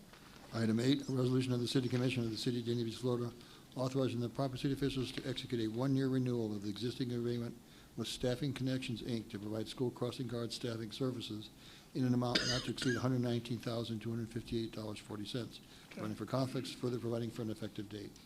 Again, I don't remember the exact conversation that we had up here about the school crossing guards, but I wanted to know, is this what we all were in agreement to? What was the debate about it? Were we paying them too much and not enough, or I don't remember. Does anyone else remember? Go ahead, Vice Mayor. I think the last time they wanted to enter into a 2-year contract, and we just wanted to do it 1 year at a time, rather than lock ourselves into a multi-year. So That's I right. think that was the only issue. Yes. Okay, Good job, Bill. that's it. Move the item. Second. All in favor? Aye. Anyone opposed? Item 11, an ordinance of the City Commission of the City of Dania Beach, Florida, amending Chapter 13, entitled Health and Sanitation of the City Code of Ordinances by creating Article 8 to be entitled Textile Recycling, and Section 13-135 to be entitled Textile Recycling Collection Bins, providing for severability, further providing for an effective date, first reading of this ordinance. I would note for everybody that this is modeled after what Davie does. Right. But Davie does have an exception in it. It could either, you can give an exclusive franchise agreement to a company, such as the company tonight, and it also has an option that by resolution, the commission can allow someone else, like a Goodwill or a Salvation Army, to put up bins if you approve it. If you just don't want to have that option and take that out and just have an exclusive franchise, I have to amend this before second reading. I would like it to I be don't want that option exclusive. exclusive. It Yeah. protects No. us that way. You do want an exclusive, is that the? Yes. Because it's more protection for us. Yes. Because if anyone else comes No one in, else we can can ask say, you. we already have an exclusive contract. That's correct. So if that's what Okay. you want, that's what I'll revise it by next reading. Yep. Right? Okay. All right. Do we have a motion and a Move it. second? Second. All in favor? Aye. Anyone opposed? I got a question. Okay. Now that we've passed this ordinance, does that mean we're going to do this with this company? If you're directing me to go forward and piggyback basically off of Right. Davie, Okay. we'll do that as a Gotcha. we'll begin that process. Okay. All right. That's the Congratulations. consensus, right? To use that company? Yes. Okay.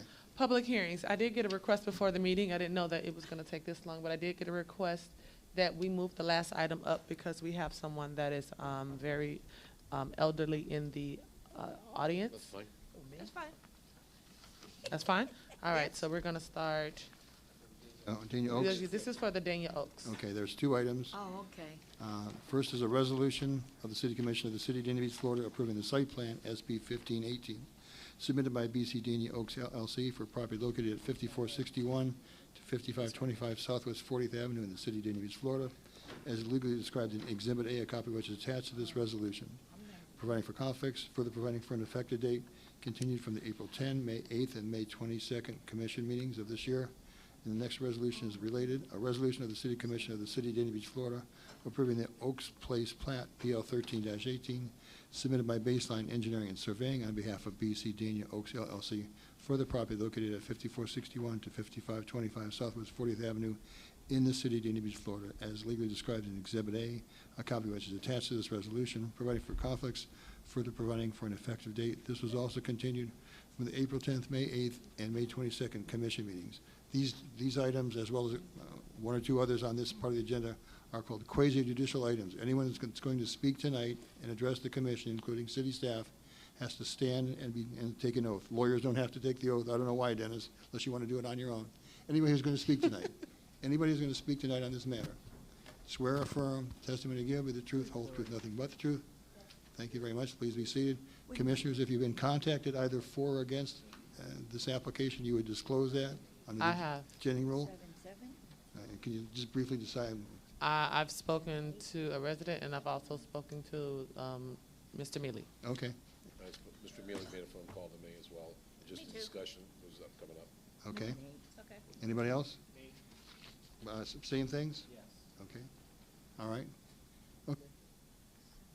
Good evening. Good evening. Good evening. Corinne LaJoy, Planning and Zoning Manager. So there are two applications, and I'm going to make a presentation on both. One is regarding the plat, and one is regarding the site plan. And both the property itself is located on Southwest 40th Avenue. It has a PRD, a Planned Residential Development Zoning designation, and it's a Low 5 residential land use designation. And as we know at this point, it's located south of Southwest 54th Court, immediately west of Southwest 40th Avenue. And it's made up of 4 parcels. They currently have single-family homes on each of those lots, but will be demolished if the site plan is approved. And the applicant has received previously approval for the rezoning and assignment of flex units on the property by the City Commission at previous actions. And this is the location of the properties, as you can see in the aerial photo. This is what the site looks like. It is heavily, I wouldn't say landscaped, there's a lot of vegetation on the property today. This is a particularly dense area. It kind of is mixed depending on where you are on the properties. So to discuss the plat at first, the plat application is to allow 57 townhomes and 1 clubhouse on the property. The plat itself shows a 5-foot right-of-way dedication which goes towards the expansion of Southwest 40th Avenue. It is on the Broward County Traffic Way plan, and that 5 feet is necessary to meet the width that's identified on that plan. Also, the non-vehicle access line is identified on the plat along 40th Avenue. There are breaks in that non-vehicle access line to allow for 3 openings on Southwest 40th Avenue. The Development Review Committee did meet regarding the plat only once on March 29th, 2018. And as we know, the Development Review Committee includes representatives from BSO Fire, Public Services, City's Landscape Consultant, and the Planning Division. Outstanding DRC comments must be addressed prior to the issuance of the permit, and they're identified in the resolution for the plat. Similarly, the site plan is also for 57 townhomes and 1 clubhouse. The previous site plan was presented to you, had 60 townhomes and a clubhouse, and that action had failed, so they've amended that site plan, and we have what we have before us today is 57 townhomes. This particular action, even for the 57 townhomes, has come to us a couple times. last time it was, came or had it to the city commission, there was a different configuration in terms of the number of units and the size of the buildings, of townhouse buildings in general.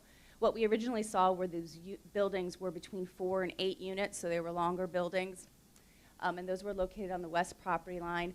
Up to 8 units per building were on the south property line. They've made some changes to that site plan.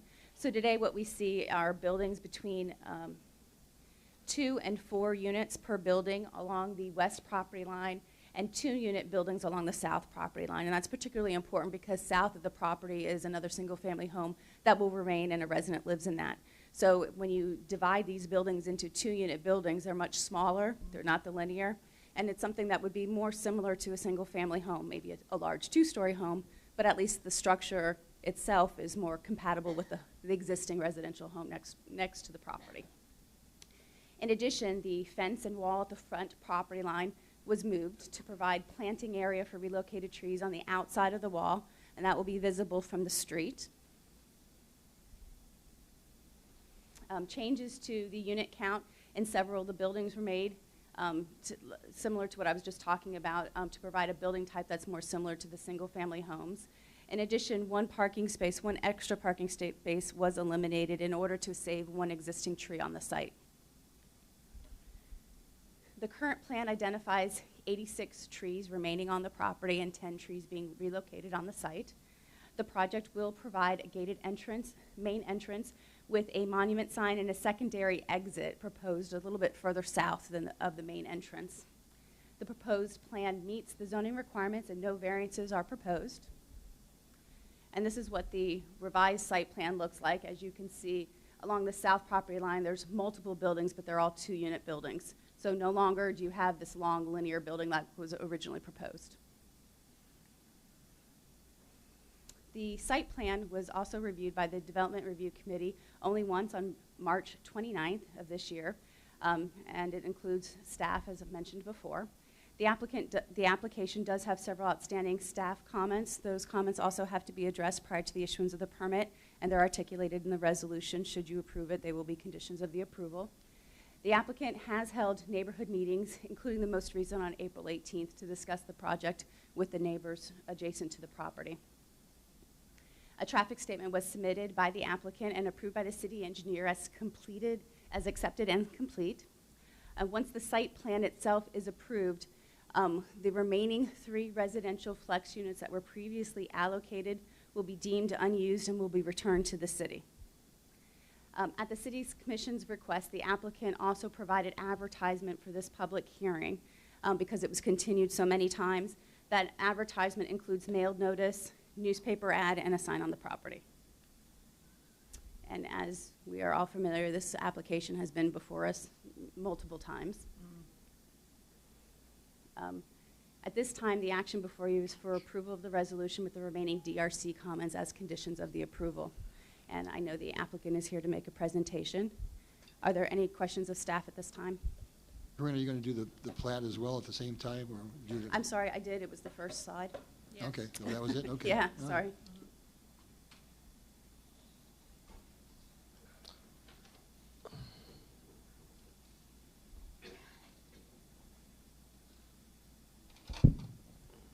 Good evening, Mayor, members of the Commission. Good evening. My name is Glenn Smith, 200 East Broward Boulevard, Fort Lauderdale. I represent the applicant BCD Dania Oaks, LLC. I'm not going to make a big production tonight, or try not to. Since this is a quasi-judicial hearing, we have witnesses. Our first witness will be Dennis Mealy, and I'll ask him to come forward at this time. Good evening, Dennis Mealy, 200 East Broward Boulevard, Fort Lauderdale.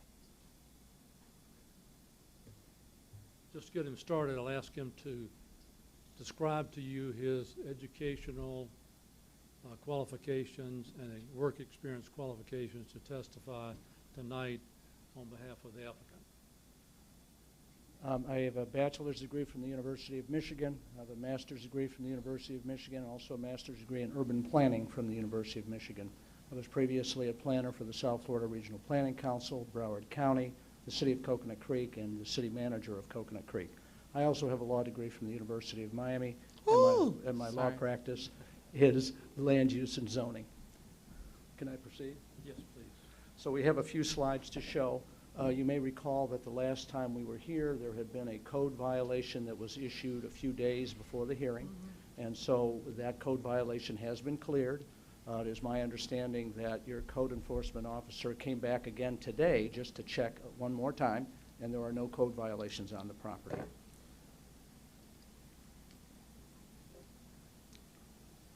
So you may recall that in 2015, the northern portion of the site was rezoned and flex units were allocated. Earlier this year, in January, the south portion of the property was also rezoned and flex units were allocated. So that combination of those two rezoning ordinances and the allocation of flex units allowed for 60 dwelling units on the site. As Ms. LaJoy just mentioned to you, we've revised the site plan down to 57 units, so those extra 3 flex units will be returned to the city. This is the original site plan for 61 units. And as Ms. LaJoy mentioned, you noticed that along this property line, we had 8-unit buildings, and we had 3-unit buildings in this area here. As Ms. LaJoy pointed out, we have single-family homes south of us in that area, so we did make adjustments. This is the site plan that carried the 60-unit number with it. That we were addressing at the time that the second rezoning was approved. The reason that there's a little blue stripe right here, oh, pushing the wrong one, right here, is we eliminated that last unit close to the road. When we had 61 units, we would have been asking for a setback variance for that building. Once we eliminated that unit, we eliminated any variances. So I want to point out, because this is a very important fact, is we have no variances and no deviations from your code in any way. Everything that is shown on the plan complies with the code. Notwithstanding that, when we met with the community more times, when we met with your staff more times, in an effort to make our development more compatible with the neighborhood and also to save more trees on the site, we made further reductions in density and further adjustments to the plan. So this is our initial 57-unit plan. And you see, again, that these are all 2-unit buildings along the southern property line. And the reason we did that is these are townhouse buildings, but when you have 2 of them side by side, from the exterior of the property, the roof lines and the sizes of the buildings look like a single-family home. They're a single-family home square footage when you add the 2 units together. Now, you'll notice that this plan looks a little bit different than the one Ms. LaJoy showed, and so now I will show you the final plan that is on the agenda for this evening, and that is this plan. What's different about this one than the previous one, we still have the same configuration here, but notice here we had 3-unit buildings, and we also changed those to 2-unit buildings to further have that compatibility with the single-family neighborhood and to also have that look from the outside that looks like a single-family home in terms of the roof line and the size of the wall and so on. This also allowed us to preserve additional trees when we made this change. So this is the site plan that's the subject of the agenda item this evening. And again, there are no variances, there are no deviations from code. We meet the code in every respect. The staff comments that have to be taken care of prior to building permit or prior to plat recording, as they indicated earlier, all will be complied with. We have no objections to those requests. You may recall this graph we showed at previous meetings. This is showing you level of service C on 40th Avenue. You may remember that we did traffic counts on 2 separate occasions. We did them first in September, but the Hurricane Irma hit very closely after that, so it was suggested to us that we do the traffic counts again because people may have been leaving town to avoid the storm. So we did them again in October of that year. School was in session.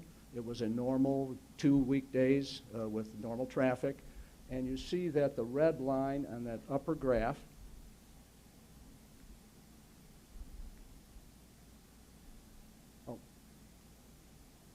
This red line on the upper graph is showing you level of service C. That's the amount of traffic that the road can carry at level of service C. Now remember, your code allows level of service D, so that red line would be even much higher than that if we showed level of service D. And you see that our traffic is significantly lower than that level of service C number. So we comply with your code and your comprehensive plan for all requirements related to traffic. And I know you can't see all the little numbers in the boxes, but we counted traffic for a full 24 hours, 2 days in a row. So we started at midnight on one day, and we ended at midnight 2 days later, and we looked at every single hour. The highest traffic on 40th tends to be in the morning when people are dropping their kids off in school, and in the afternoon when they're picking them up. Now, the importance of that is in the afternoon, the peak time on that road happens to be when the school's getting out, but yet the peak time for most roads is like between 5 and 6 or 4 and 6 in the afternoon. So the peak time on 40th is earlier than that. But again, the traffic numbers show that we meet it in all respects. The northern graph is the northbound traffic. The southern graph is the southbound traffic. And you see in both cases, we are far lower traffic on 40th Avenue than what your comprehensive plan and your code calls for. When we first came, there were concerns expressed in the neighborhood that because we were putting in townhomes, we were changing the character of the neighborhood, that somehow this was all single family and we were introducing a new type of housing. So what we showed is that you have 8 developments within the area, all of which have densities the same or higher than what we're proposing. Notice number 8 that's in the middle of the slide. That's the northern portion. Well, for some reason the light's not coming on. But you see number 8 in the middle of the slide surrounded by the green. That's the northern portion of this site, because remember that the site plan, plat, and zoning for that northern portion was approved in 2015. Also notice that in that second to the last column of the table, it shows you the density of all the developments in the area. Village Townhomes is 19 units an acre.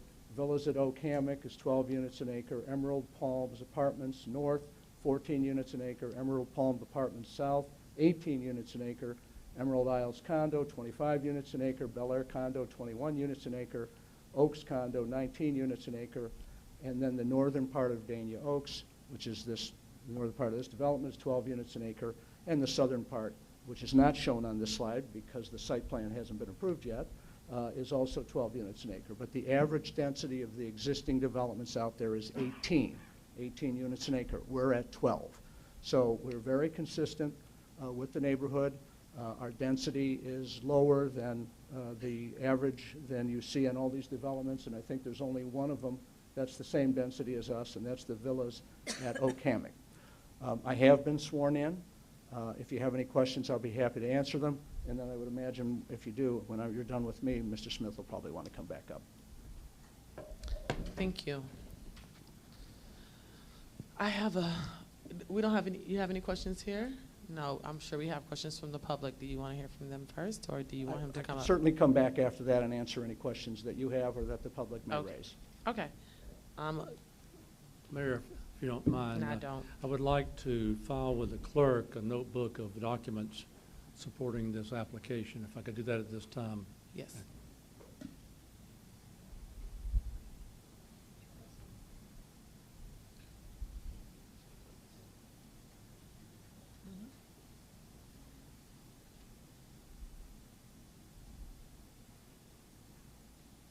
Thank you very much. Thank you. Gloria Fernandez.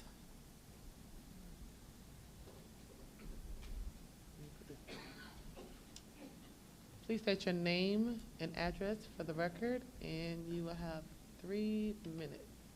Thank you again. Gloria Fernandez. I'm a homeowner, 3831 Southwest 56th Street. That is a single-family community that's immediately east of the subject site.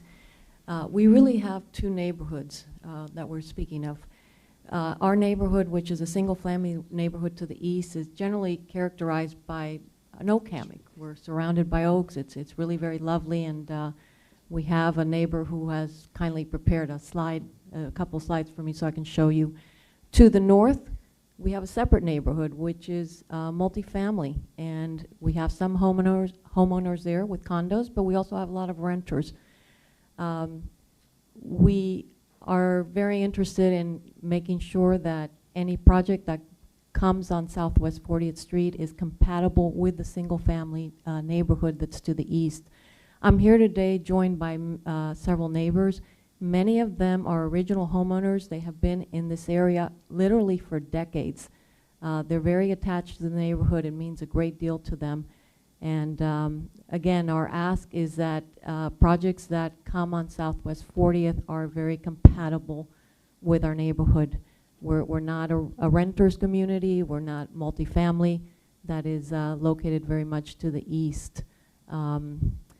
I would ask, I believe we sent a slide. If someone could help me with that, I'd appreciate it. She has a minute and 30 seconds. All right, that she can fit in now.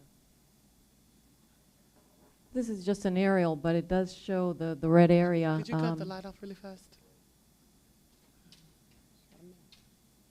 The subject shown, the subject is the pin. Generally, this aerial shows the oak hammock. The residential, that single family, it's to the east. And you don't even see the homes because we are surrounded by this lovely oak hammock.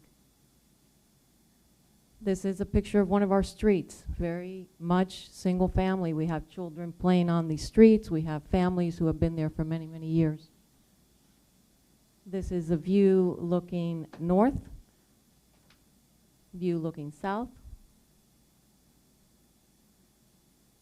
And again, this is the second neighborhood, which is north of us, and that is multifamily in nature. Heavily vegetated, as someone earlier pointed out. And this is the single-family home that's on the west, so there are some single-family homes also to the west of Southwest 40th.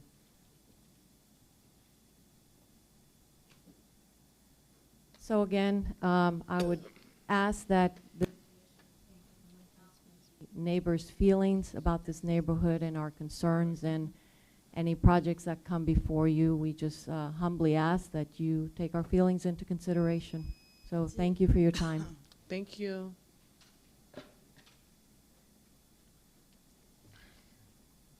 Monica Sword.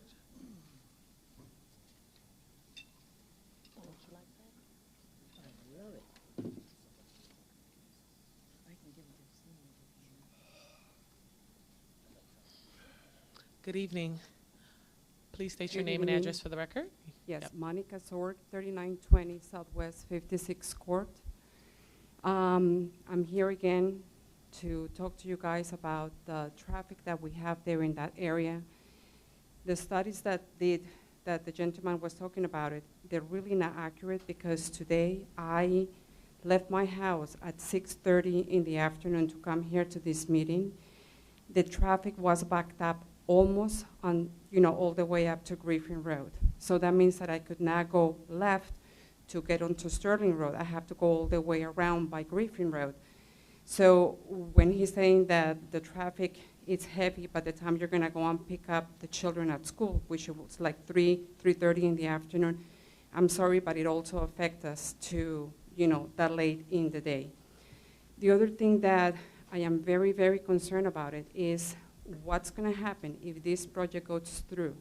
What's going to happen to all the lots that are south of that? If this group is giving the approval to do all these townhouses and all the other lots that are there come for sale and you guys do the same thing, what's going to happen to the traffic? What's going to happen to our neighborhood, the density? What's going to happen to nature and all that stuff. So that's why, we're here again to ask you to please reconsider. And, just keep our neighborhood the way we had it. I mean, we had been living there for so many years, and we would like to stay there, not to have to say, oh my goodness, this is getting so crazy that we're gonna have to pick up our bags, sell our properties and leave. We wanna stay in our neighborhood. And that's why we're here, asking you to please reconsider this. Thank you. Thank you. Dennis Maroney, sorry if I messed your name up.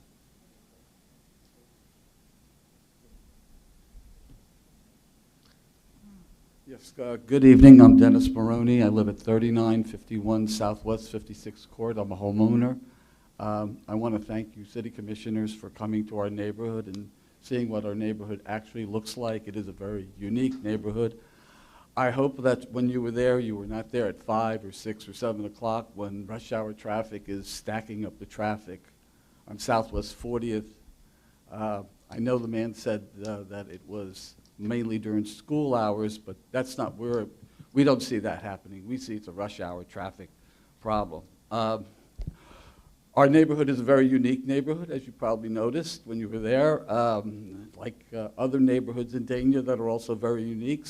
Some are historic, some are vibrant urban centers with restaurants and multifamily homes, and some are just blessed with natural beauty like our neighborhood is. You can't treat all neighborhoods the same. I mean, they have to develop differently. Each neighborhood has to have its own character, its own grace. It has to have time to develop. And I know that South Florida has booms and bust cycles, you know, over and over again, and so many neighborhoods have been destroyed by poor planning. And I just urge you to take the time and think about what you're doing to our neighborhood. This project is going to set the pattern of the development of the rest of the lots that are available on Southwest 40th. And if you think that this is the best for our neighborhood, I have to disagree. I think we're a single-family neighborhood, that this development, even though they broke them into just 2 duplexes next to each other, they're still stacked like dominoes. What is the setback between these buildings? I mean, maybe it's 5 buildings instead of 2 buildings, but the effect is still the same. It doesn't really change it at all. So please, take the time. The developer will, if you turn it down, I urge you to turn it down, the developer will reconsider. He will adjust, and he will come back. And so it's really in your hands, and I think tonight is the final vote, if I'm not mistaken. Can I ask you a question? Sure. Seeing as though the development or this project and that property has already been approved for different types of zoning, what would make you happy? Because they clearly want townhouses, and that was approved here. The support of it was approved here to allow townhouses. And so would you want us to mandate that they cannot build townhouses? Is that the only thing that would make you happy? Excuse me. I know you're kind of set with what you have to do because things have already been decided and voted on. But it needs to look more, not less, like townhomes. It needs to be more, and they're beginning to move into that direction. It needs to look more like a single-family residential neighborhood. Okay. It needs to be more compatible with what's there before, because what's going to go up now, I've noticed other lots are beginning to get sold on the west side of Southwest 40th. Sure. And they're going to look at what you vote on tonight is what they're going to look at as a standard. Okay. Thank you. Thank you.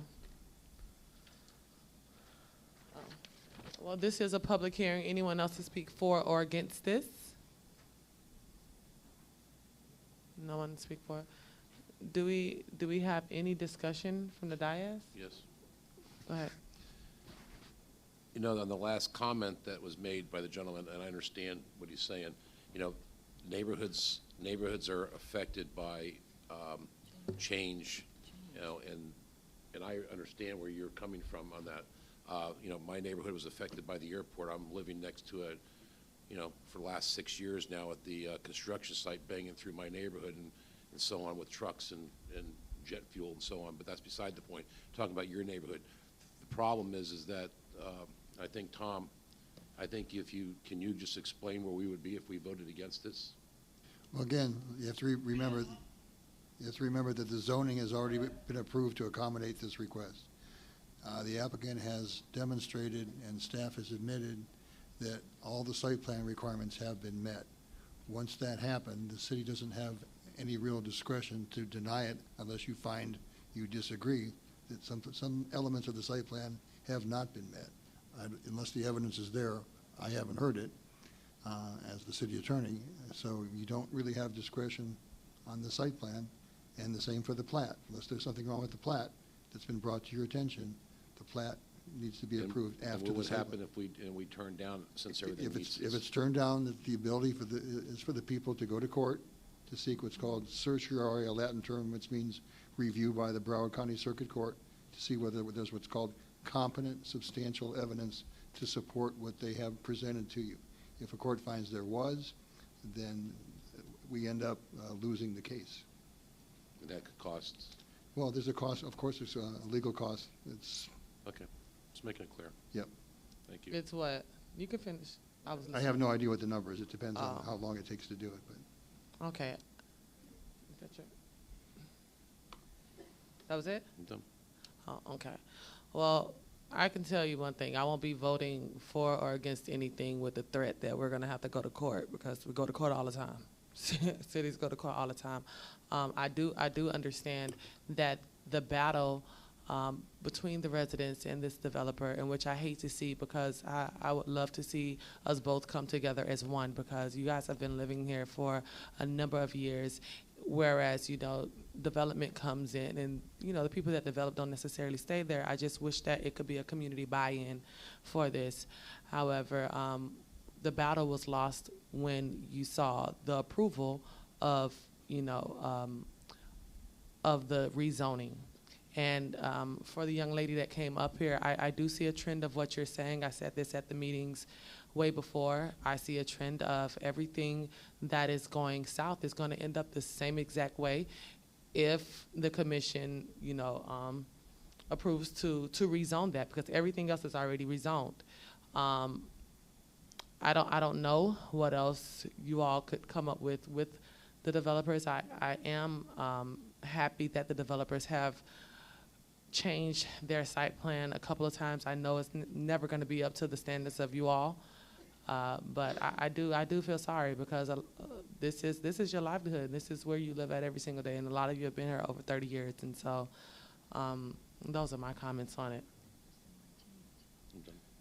Make a motion. I don't have any comments. Motion to approve? Second. The first would be for the site plan. Yes. Have to be voted upon separately, please. So this is for the site plan. The second, call the roll, please. Yes. Commissioner Brandemart? Yes. Commissioner Grace? Yes. Commissioner Salvino? Yes. Vice Mayor Harris? Yes. Mayor James? Yes. Thank you. And then the plat, Motion to approve? Second. call the roll, please. Commissioner Brandemart? Yes. Commissioner Grace? Yes. Commissioner Salvino? Yes. Vice Mayor Harris? Yes. Mayor James? Yes. Thank you. So we're gonna go back up to Back to the regular. 01. Okay. 9-1, this has been, I'm going to read this title, but, want me to wait for a minute, Mayor? Yeah, quit. But I feel so bad. I know. I feel horrible for them. No, I don't. Yeah. It's over by us. I'm sorry. Too. Yeah. And we couldn't stop it. No, I know. I just, I What do you mean? feel- I have two 15-story towers coming next door to me. You gonna turn it down? You gotta go to court, you know. Would I? I don't care. If I Oh could my take- God. We going back to the front of the agenda Yes, now? we're gonna wait until they Okay. leave. We're going back to 9.1. I knew that was going to go bad. It is what it is, you know. That's, I know. You know, it's just, another thing is that I see their point of that area, but this whole, that there's nothing left like that with all the other trees and stuff like that. But you know, progress is made, it's just what it is. Before I voted against it, you know, but I ended up voting for it. I just lost about 60 votes.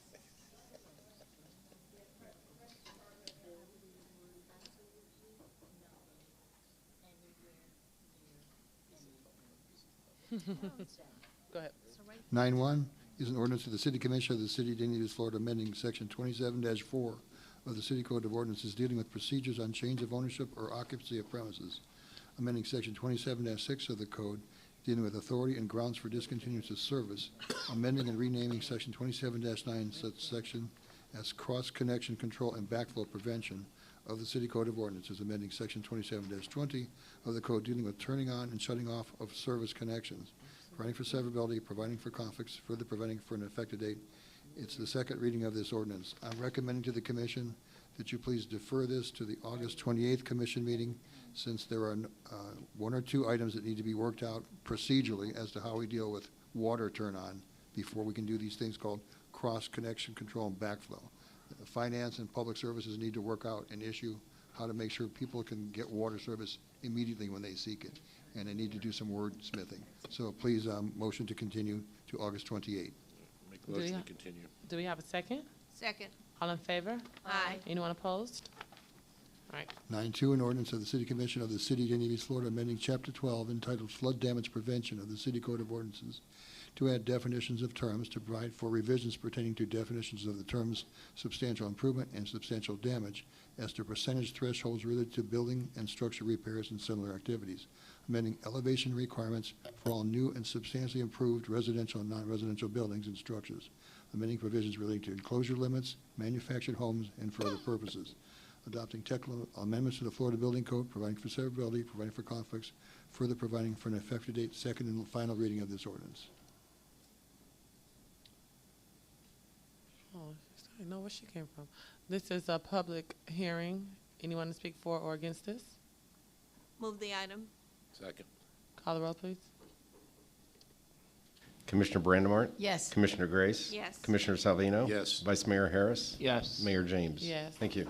9.3, an ordinance of the City Commission of the City of Dania Beach, Florida, amending Chapter 11 entitled Fire Protection and Prevention, Article 3 entitled Fire Prevention, Section 11-46.1 entitled Establishment of Fees of the City Code of Ordinances by repealing and replacing that section as a result of updates and revisions to the fire safety inspection fee schedule, providing for severability, further providing for an effective date, second and final reading of this ordinance.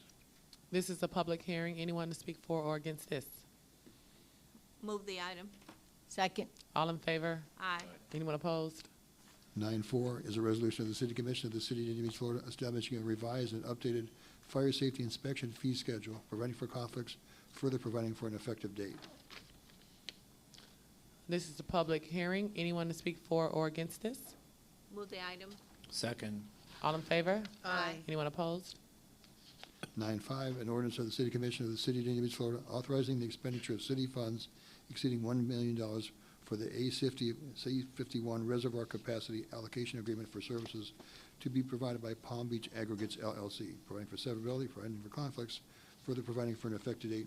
First reading of that ordinance. This is a public hearing. Anyone to speak for or against this? Move the item. Second. Second. All in favor? Aye. Anyone opposed? Okay, 9.6, an ordinance of the City Commission of the City of Dania Beach, Florida, approving the request made by Vanessa Williams, pastor president for the property owner, the Biblical House of God, None Other Church, Inc., to rezone the property generally located at 819 Southwest 12th Avenue in the City of Dania Beach, Florida, as legally described in Exhibit A, a copy which is attached to this ordinance, changing the current zoning classification of the property from neighborhood residential, NBHD-RES district, to general industrial district, C1, under rezoning application RZ 1618, subject to certain restrictions, providing for conflicts, providing for severability, further providing for an effective date. This would have been the first reading if it was continued from the May 8th and May 22nd meetings. However, the applicant has withdrawn it. Okay. They have determined that this that's what I thought. rezoning is not proper for their property. So Okay. they have completely withdrawn this case. No But action Thank you. taken? There's no action Okay. needs to be taken, but just in case anybody was here for it, if they didn't Okay. get notice, that will not proceed. All right. All right. Next, 9.7, a resolution of the City Commission of the City of Dania Beach, Florida, approving the variance request, VA 002-18, submitted by Chris Holland on behalf of the property owner, DDRM Sheridan Square LLC, for property generally located at the northwest corner of Sheridan Street and southeast 5th Avenue in the City of Dania Beach, Florida, as legally described in Exhibit A, a copy which is attached to this resolution, providing for conflicts, further providing for an effective date, continued from the April 10 and May 22nd, 2018 Commission meetings. It's not on. It's not on. Yeah, the red light went out. These this system just doesn't last very long at all. Unless it's the batteries. The meetings are too long. Oh. But it's like, it's been once a month. I like that, Joe. I think you need a longer. Who else in here meeting? I know. They Mayor. got you on the budget with the batteries? Mayor, you need to have them get a pod to screw to there so that microphone will lift up to people. You ever notice how they're always bending over? Yeah, I don't. It's still not red. Oh, they don't have to?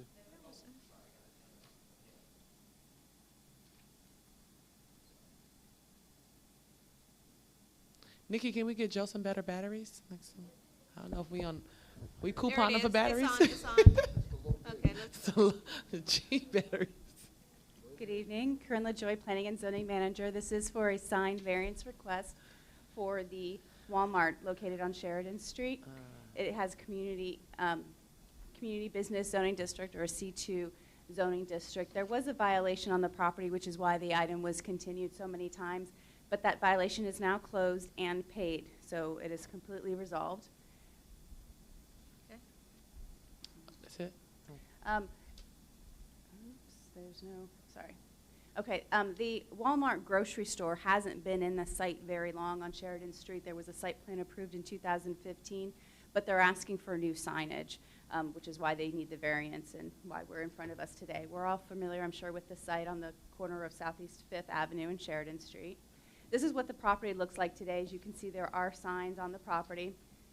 It's this sign that they're going to be removing, reducing, and reinstalling, and in its place, they have a new sign, which is why we're here today. The new sign is going to be 66.68 square feet in area, and it indicates their new pickup on their wall sign. So it's when you place orders online and you pick it up at the store. So that's what the signage is for, and they'll be reinstalling a reduced pharmacy drive-through sign on the property. So this is a rendering of what that new sign is going to look like installed on the frontage of the building.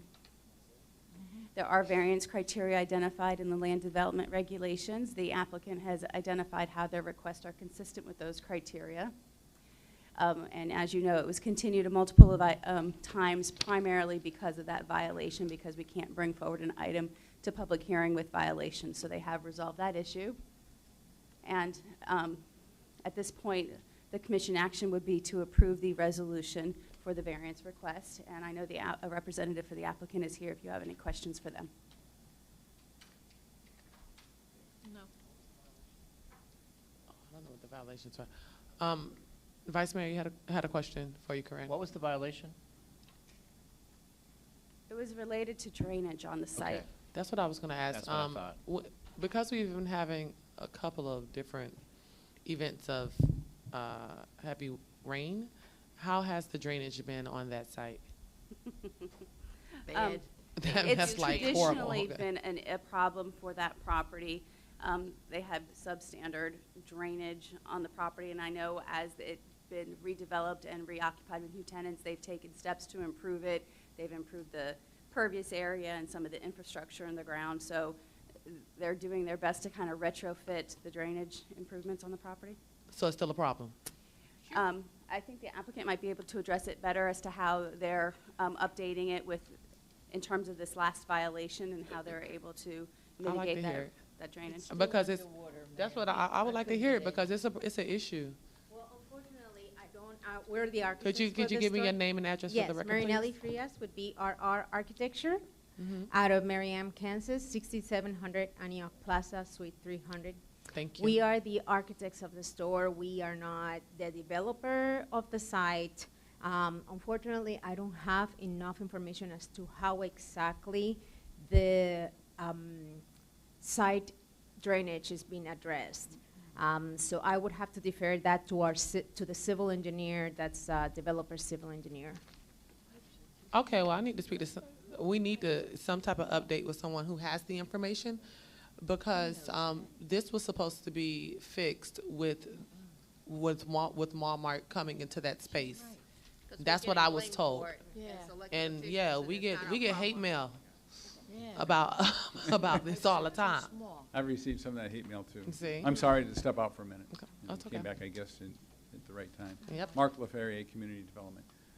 This is as Corinne said, it has been a long-standing problem for years there. And the reason, and I'll get a little, I'll go into a little history and then I'll bring you up to date, but the original development plan was approved and they never really demucked the site. So that means there's no real drainage that can occur because the real drainage occurs through sand and infiltration and positive drainage systems. Well, the second thing is the positive drainage system doesn't exist with any outfall.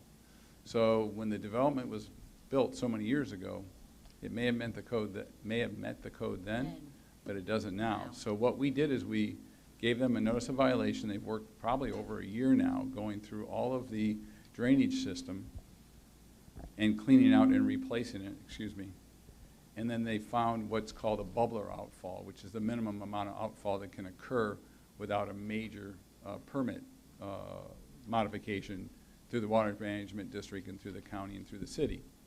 So we thought that that was a good solution to see if it could work. And we are in the rainy season, and it seems as though it's improved a lot, even though it may not seem it's going to be dry. But I think I have to remind everybody that we rarely see sites anywhere that are dry in heavy rainstorms, because that's what our environment, our atmosphere is creating, heavy rain events now. We think it's a better, much better condition, and what we've told them is that we'll pull the violation away, but we will monitor the property and issue another notice of violation if it seems like the problem hasn't been mitigated and it persists. Talk to the owners. Okay. Oh, we have been. Mark, Is question, it Mayor? still underwater, Sean? Well, he can't speak from, he gotta come up and speak because. Mark, I got a question for you on that. Watches it, it's Um, underwater. Just like you say, if it rains, you're going to have puddles everywhere. The big question I have on that would be, is if that property could drain in one day.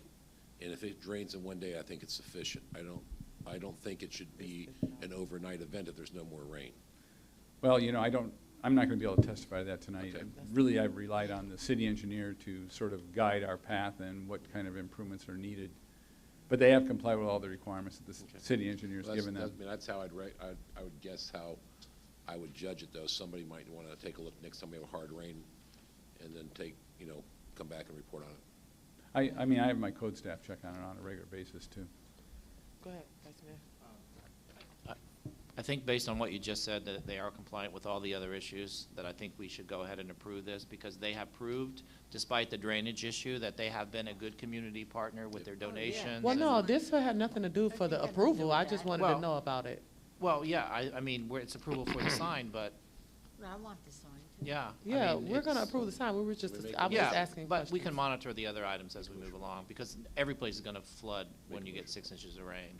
I mean, Well, this has just been an ongoing issue that we've had has. here since It has. it was, what was it, Publix before? I've lived Since right it- by there, so, Right, yeah. yeah, and so I definitely wanted to get an update on it since I thought we had someone that would Make give a us motion, we pass. that- In the middle of my sentence? I'm sorry, I No, apologize. we're I didn't not hear doing you. that. I didn't hear you. Really? All right. I clap back now. Go ahead. Go ahead, Bill. I made a motion, pass. Second. Now, this is a public hearing. Anyone to speak for or against this? See all y'all jumping the gun? Okay, go ahead. Told you. Make a motion, please. I'll second. All in favor? Aye. Anyone opposed? All right. Discussion and possible action, Commissioner Grace? Attorney General opinion on the auditor. I certainly thank our attorney for reaching out and getting the information back to us as soon as possible. Now that we do have that information back, I would like for staff to get an RFP so that we can put this in perspective order ASAP. Did you wanna, oh, sorry. Yeah, I'll make that a motion. Want to put a time certain on that? ASAP. What will happen is. Do you need some direction, Nikki? Nikki will tell us what the next steps are, but Next month or so? August 28th. if Well, we can. already had it on one of the agendas, so we could just put it back on there. Isn't this gonna go out for bid? Yes. Yeah, Yes. yeah, Well, she's right. yes, Yeah. yes. Because we're working on the budget now, we need to Yeah, expedite. At the March meeting, I brought forth 2 resolutions. One of them was the permission to go out to bid to let the RFP bid. The other one is to establish the formal audit committee. My recommendation for the audit committee was to be comprised of the finance director, the assistant finance director, the assistant city manager, and a finance director from an external city. You have to, by Florida statute, establish a formal audit committee, and that was my recommendation. Based on the recommendations from the GFOA, they do recommend that the people that sit on the committee be no less than 3, and that the committee bring forth to the commission the top 3 ranked firms for them to consider as far as and develop the RFP. The concern that I have is that we're kind of running short on time. That's what I'm trying to tell you. And this is going to probably be, if I can get permission tonight to go ahead and approve those 2 prior resolutions, then we could probably get out to bid, well, I'm hoping within the next 3 weeks. And then it's going to be at least a 2-week process. Whether I can get it back to you by August 28th, I'm not sure, but I would try really hard to do that. Otherwise, it would be the first meeting in September. So who's on the audit committee again? I was requesting, the audit committee is usually comprised of it's a subcommittee of the governing board, and typically most cities recommend that they have their finance staff on there as well as an external finance member. I had reached out at the time, and I've confirmed with, since the letter came back, with Frank DiPaolo, who is the current finance director at Lighthouse Point. He's also a director on the Florida Government Finance Officers Association and heavily involved in the GFOA. He's served on the audit committees for both City of Pompano and City of Hollywood, and he has agreed to go ahead and sit on our committee. What we will do is, as a committee, we get together, we have to develop the RFP. The committee decides on the ranking criterias, and then once we let the bid, we get together, we have to review them, we have to rank them, and we have to bring them to you for recommendations. And this commission will be able to see the firms that have been selected. Is that correct? Maybe 3. Yeah, there's 2 ways to do this. If part of the RFP includes pricing, which I highly suggest that it does, it's not the major criteria in ranking an audit firm, because this should be considered more like you would do with an engineer or CCNA. The criteria should be heavily focused, and by Florida statute says it should be heavily focused pretty much on their qualifications. There should be a small pricing component to it, which will probably be a small portion of the ranking. It doesn't have to be. If there's no pricing involved, then we bring forth to you the firms, the top ranked firms, 1 through however many we get. The city commission then has that ability to negotiate with the top ranked firm. And if you can't negotiate with them, whatever that price point is that you want to negotiate, then you go to the next firm and then the next one. If pricing is involved, we bring you the top 3 ranked firms, no less than 3. If pricing is involved, though, however, you are required to accept the top-ranked firm. And if you do not accept the top-ranked firm, then what you have to do is disclose publicly why you're not choosing them. It's not that you have to choose them, you just have to disclose why. Oh. That I'm not happy with. I'm not happy with either. And I'm not doing that. why is the city manager not on the audit committee? City manager can be on the audit committee. You can choose who's on the audit committee. That's not the issue. I just wanted to know why he wasn't on the audit committee. Well, at the time this was all happening, the city managers. He's still here. Well, he's still here now, but I'm not sure. I'm not sure who's going to be here by the time we go out to bid. So that's why. He'll be here, so let's get it done, Nikki. Let's get it done professional. Let's get it done. I'm with you. I would love. Because we're working on the budget, and we're going to need the auditor and all this stuff. Well, the auditor's not involved in the budget, but he will be involved with the CAFR. Before I leave. Oh, absolutely. Yes. Okay. Dots are there. Thank you. So you want whoever at this point you want the audit committee to be the city manager? Yeah. The finance director. This is what I was recommending. The assistant, and then Frank has agreed that he would go ahead and sit on our audit committee else as well. He's from There the you outside. go. Oh, yeah, you're right. That might be one issue. Because typically, if there's any appeals on the bid, for some reason, if somebody were to appeal the ranking or the bid process, it goes to the city manager. So it's probably not ideal that he sit on the committee. Because he would be the person that. Didn't you just say the city managers can sit on the committee? Well, it would not be in the best interest for the city, because if somebody decides to object to the RFP process, those objections go to the city manager. So if he's on the committee, he can't hear the objection. They just reminded Okay, me so of let me that. give you a hypothetical question. Okay. Say, for instance, our assistant city manager gets the city manager position, and the assistant city manager is on the committee, and then he's a city manager. Now what? You have the same issue, right? Because that You is can- that we, that we is. can pick it. It doesn't have to be him either. We can be I'm just myself. saying, It these can are be things Adam. that are these are We're, possibilities. this is an unusual situation that we're in, where we have an influx of not knowing who the city manager is going to be at the time, or who the assistant city manager may be at the time. It all depends on when action is taken on that. So we, Is the city attorney on it? it doesn't have to be 4 people. It can be me, myself, and. Let's put Tom on there. Can he work, I can don't- he be on there? Don't know why. I don't know. Again, the that's only tough. problem I have with that is I end up participating in negotiating the contract. Right. Oh, yeah, So, okay. Yeah. but let me clarify for you. Again, as you probably are aware, I'm very familiar with this statute that we're stuck with. It does say if compensation is not one of the factors that's used in the RFP, then the governing body, meaning you, of course, shall negotiate a contract with the firm ranked first. If the governing body is unable to negotiate a contract with that firm, then you formally terminate and go to the second ranked firm, and you continue. The other way it reads, if compensation is one of the factors, even if it's not primary, then, and used in the evaluation of proposals, the governing body shall select the highest ranked qualified firm, or must document in its public records the reason for not selecting the highest qualified firm. So that gives you an Right, I already said that. opportunity to say why you don't want the highest qualified firm. You still have the ability to do that. Okay. You probably have more flexibility with that. I'm sorry, but this statute's kind of rigorous to deal with. I know. Okay, Commissioner Grace, this is your item. It's up to you. Nikki, what I want is, I want you to expedite this RFP. Bring it back with the top 3 ranking. We would be glad to do that. I just need a formal committee established. That's required by Okay, and statute. the So you committee need to will tell be me who. of 3. Of 3? No, Okay. of 3. Okay, so myself, the assistant finance director, And this and other person Frank you're talking from about. Lighthouse Point. Okay, Okay, got it? perfect. Thank you. ASA. You need to take action on both of those. Yeah, I need a Second. motion. Motion to approve. Motion and second, okay.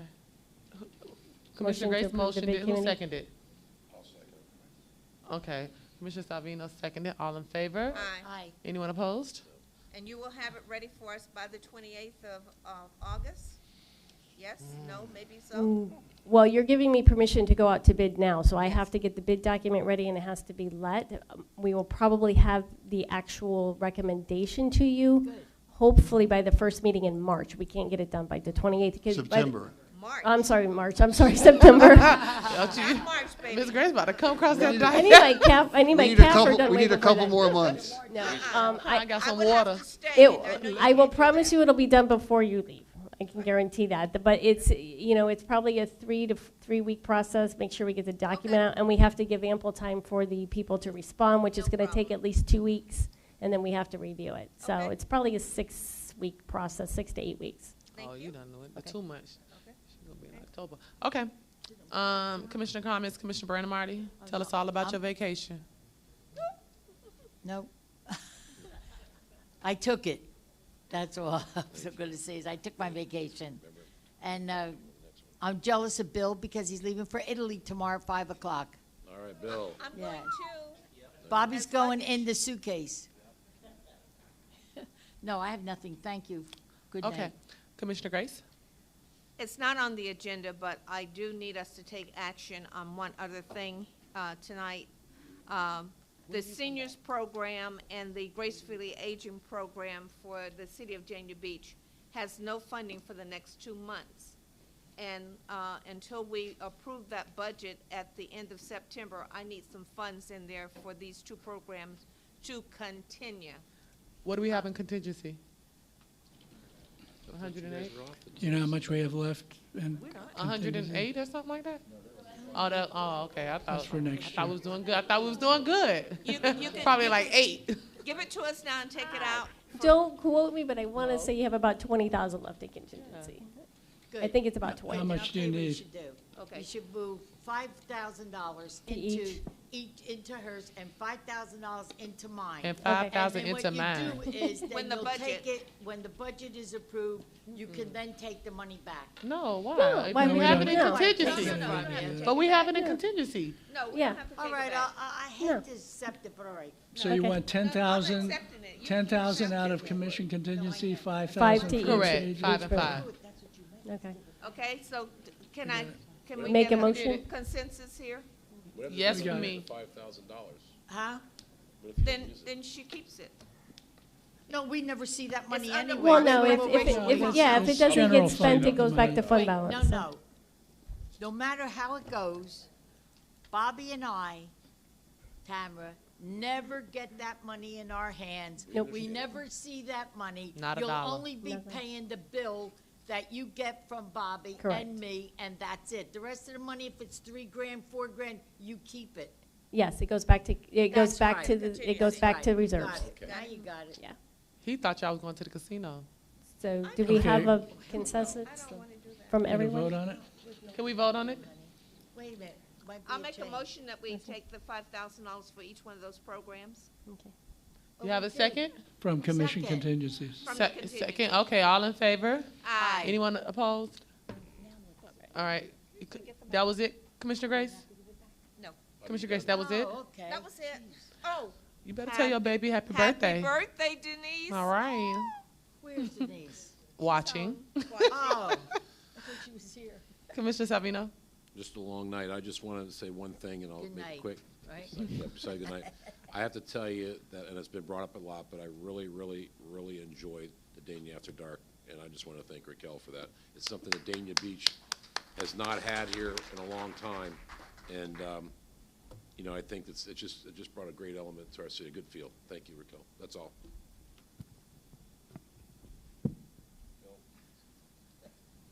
Vice Mayor? Better not have a list. He does, and he has highlights No, on it. A lot He of has it. highlights. No, no, a lot of it's been asked and answered. I'll just mention a couple things. The lease is coming up for the Dania Beach Bar and Grill. We need to take a look at that. The bus stop update, I talked to Brad about that. We contracted that out, so somebody else is taking care of that. We've had some issues with some graffiti around town, and we're keeping an eye on that. The penny sales tax, we heard about that. And the only other thing is, the FP&L has a new program about solar trees, and I have all the backup information that came out in January. So we mentioned solar lighting, and there's an option here to have, a solar tree is a solar device that kind of echoes the shape of a tree, but it's also a charging device. It puts out light, so if we had one over in the park, when the kids come by there, they can use it to charge their phone, and has other Can you applications. get electrocuted? No, I don't think so. It's not enough power to do that. It's really not enough Okay, power. I just, So it's something we can look at. I have all the diagrams and the pictures, and I'll forward it on to Public Services or the Assistant City Manager, and we can bring that back.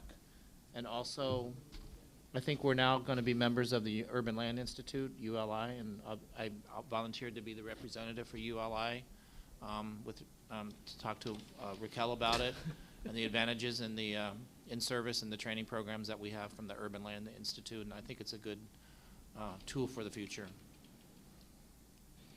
That's it. oh, all right. Well, I really only have Good luck one. in Italy. Hmm? He's going to Italy in the morning. so. I know. He's like already in Italy. I really only have one thing that we haven't spoken about, and that is when our next meeting is going to be on to discuss the city manager.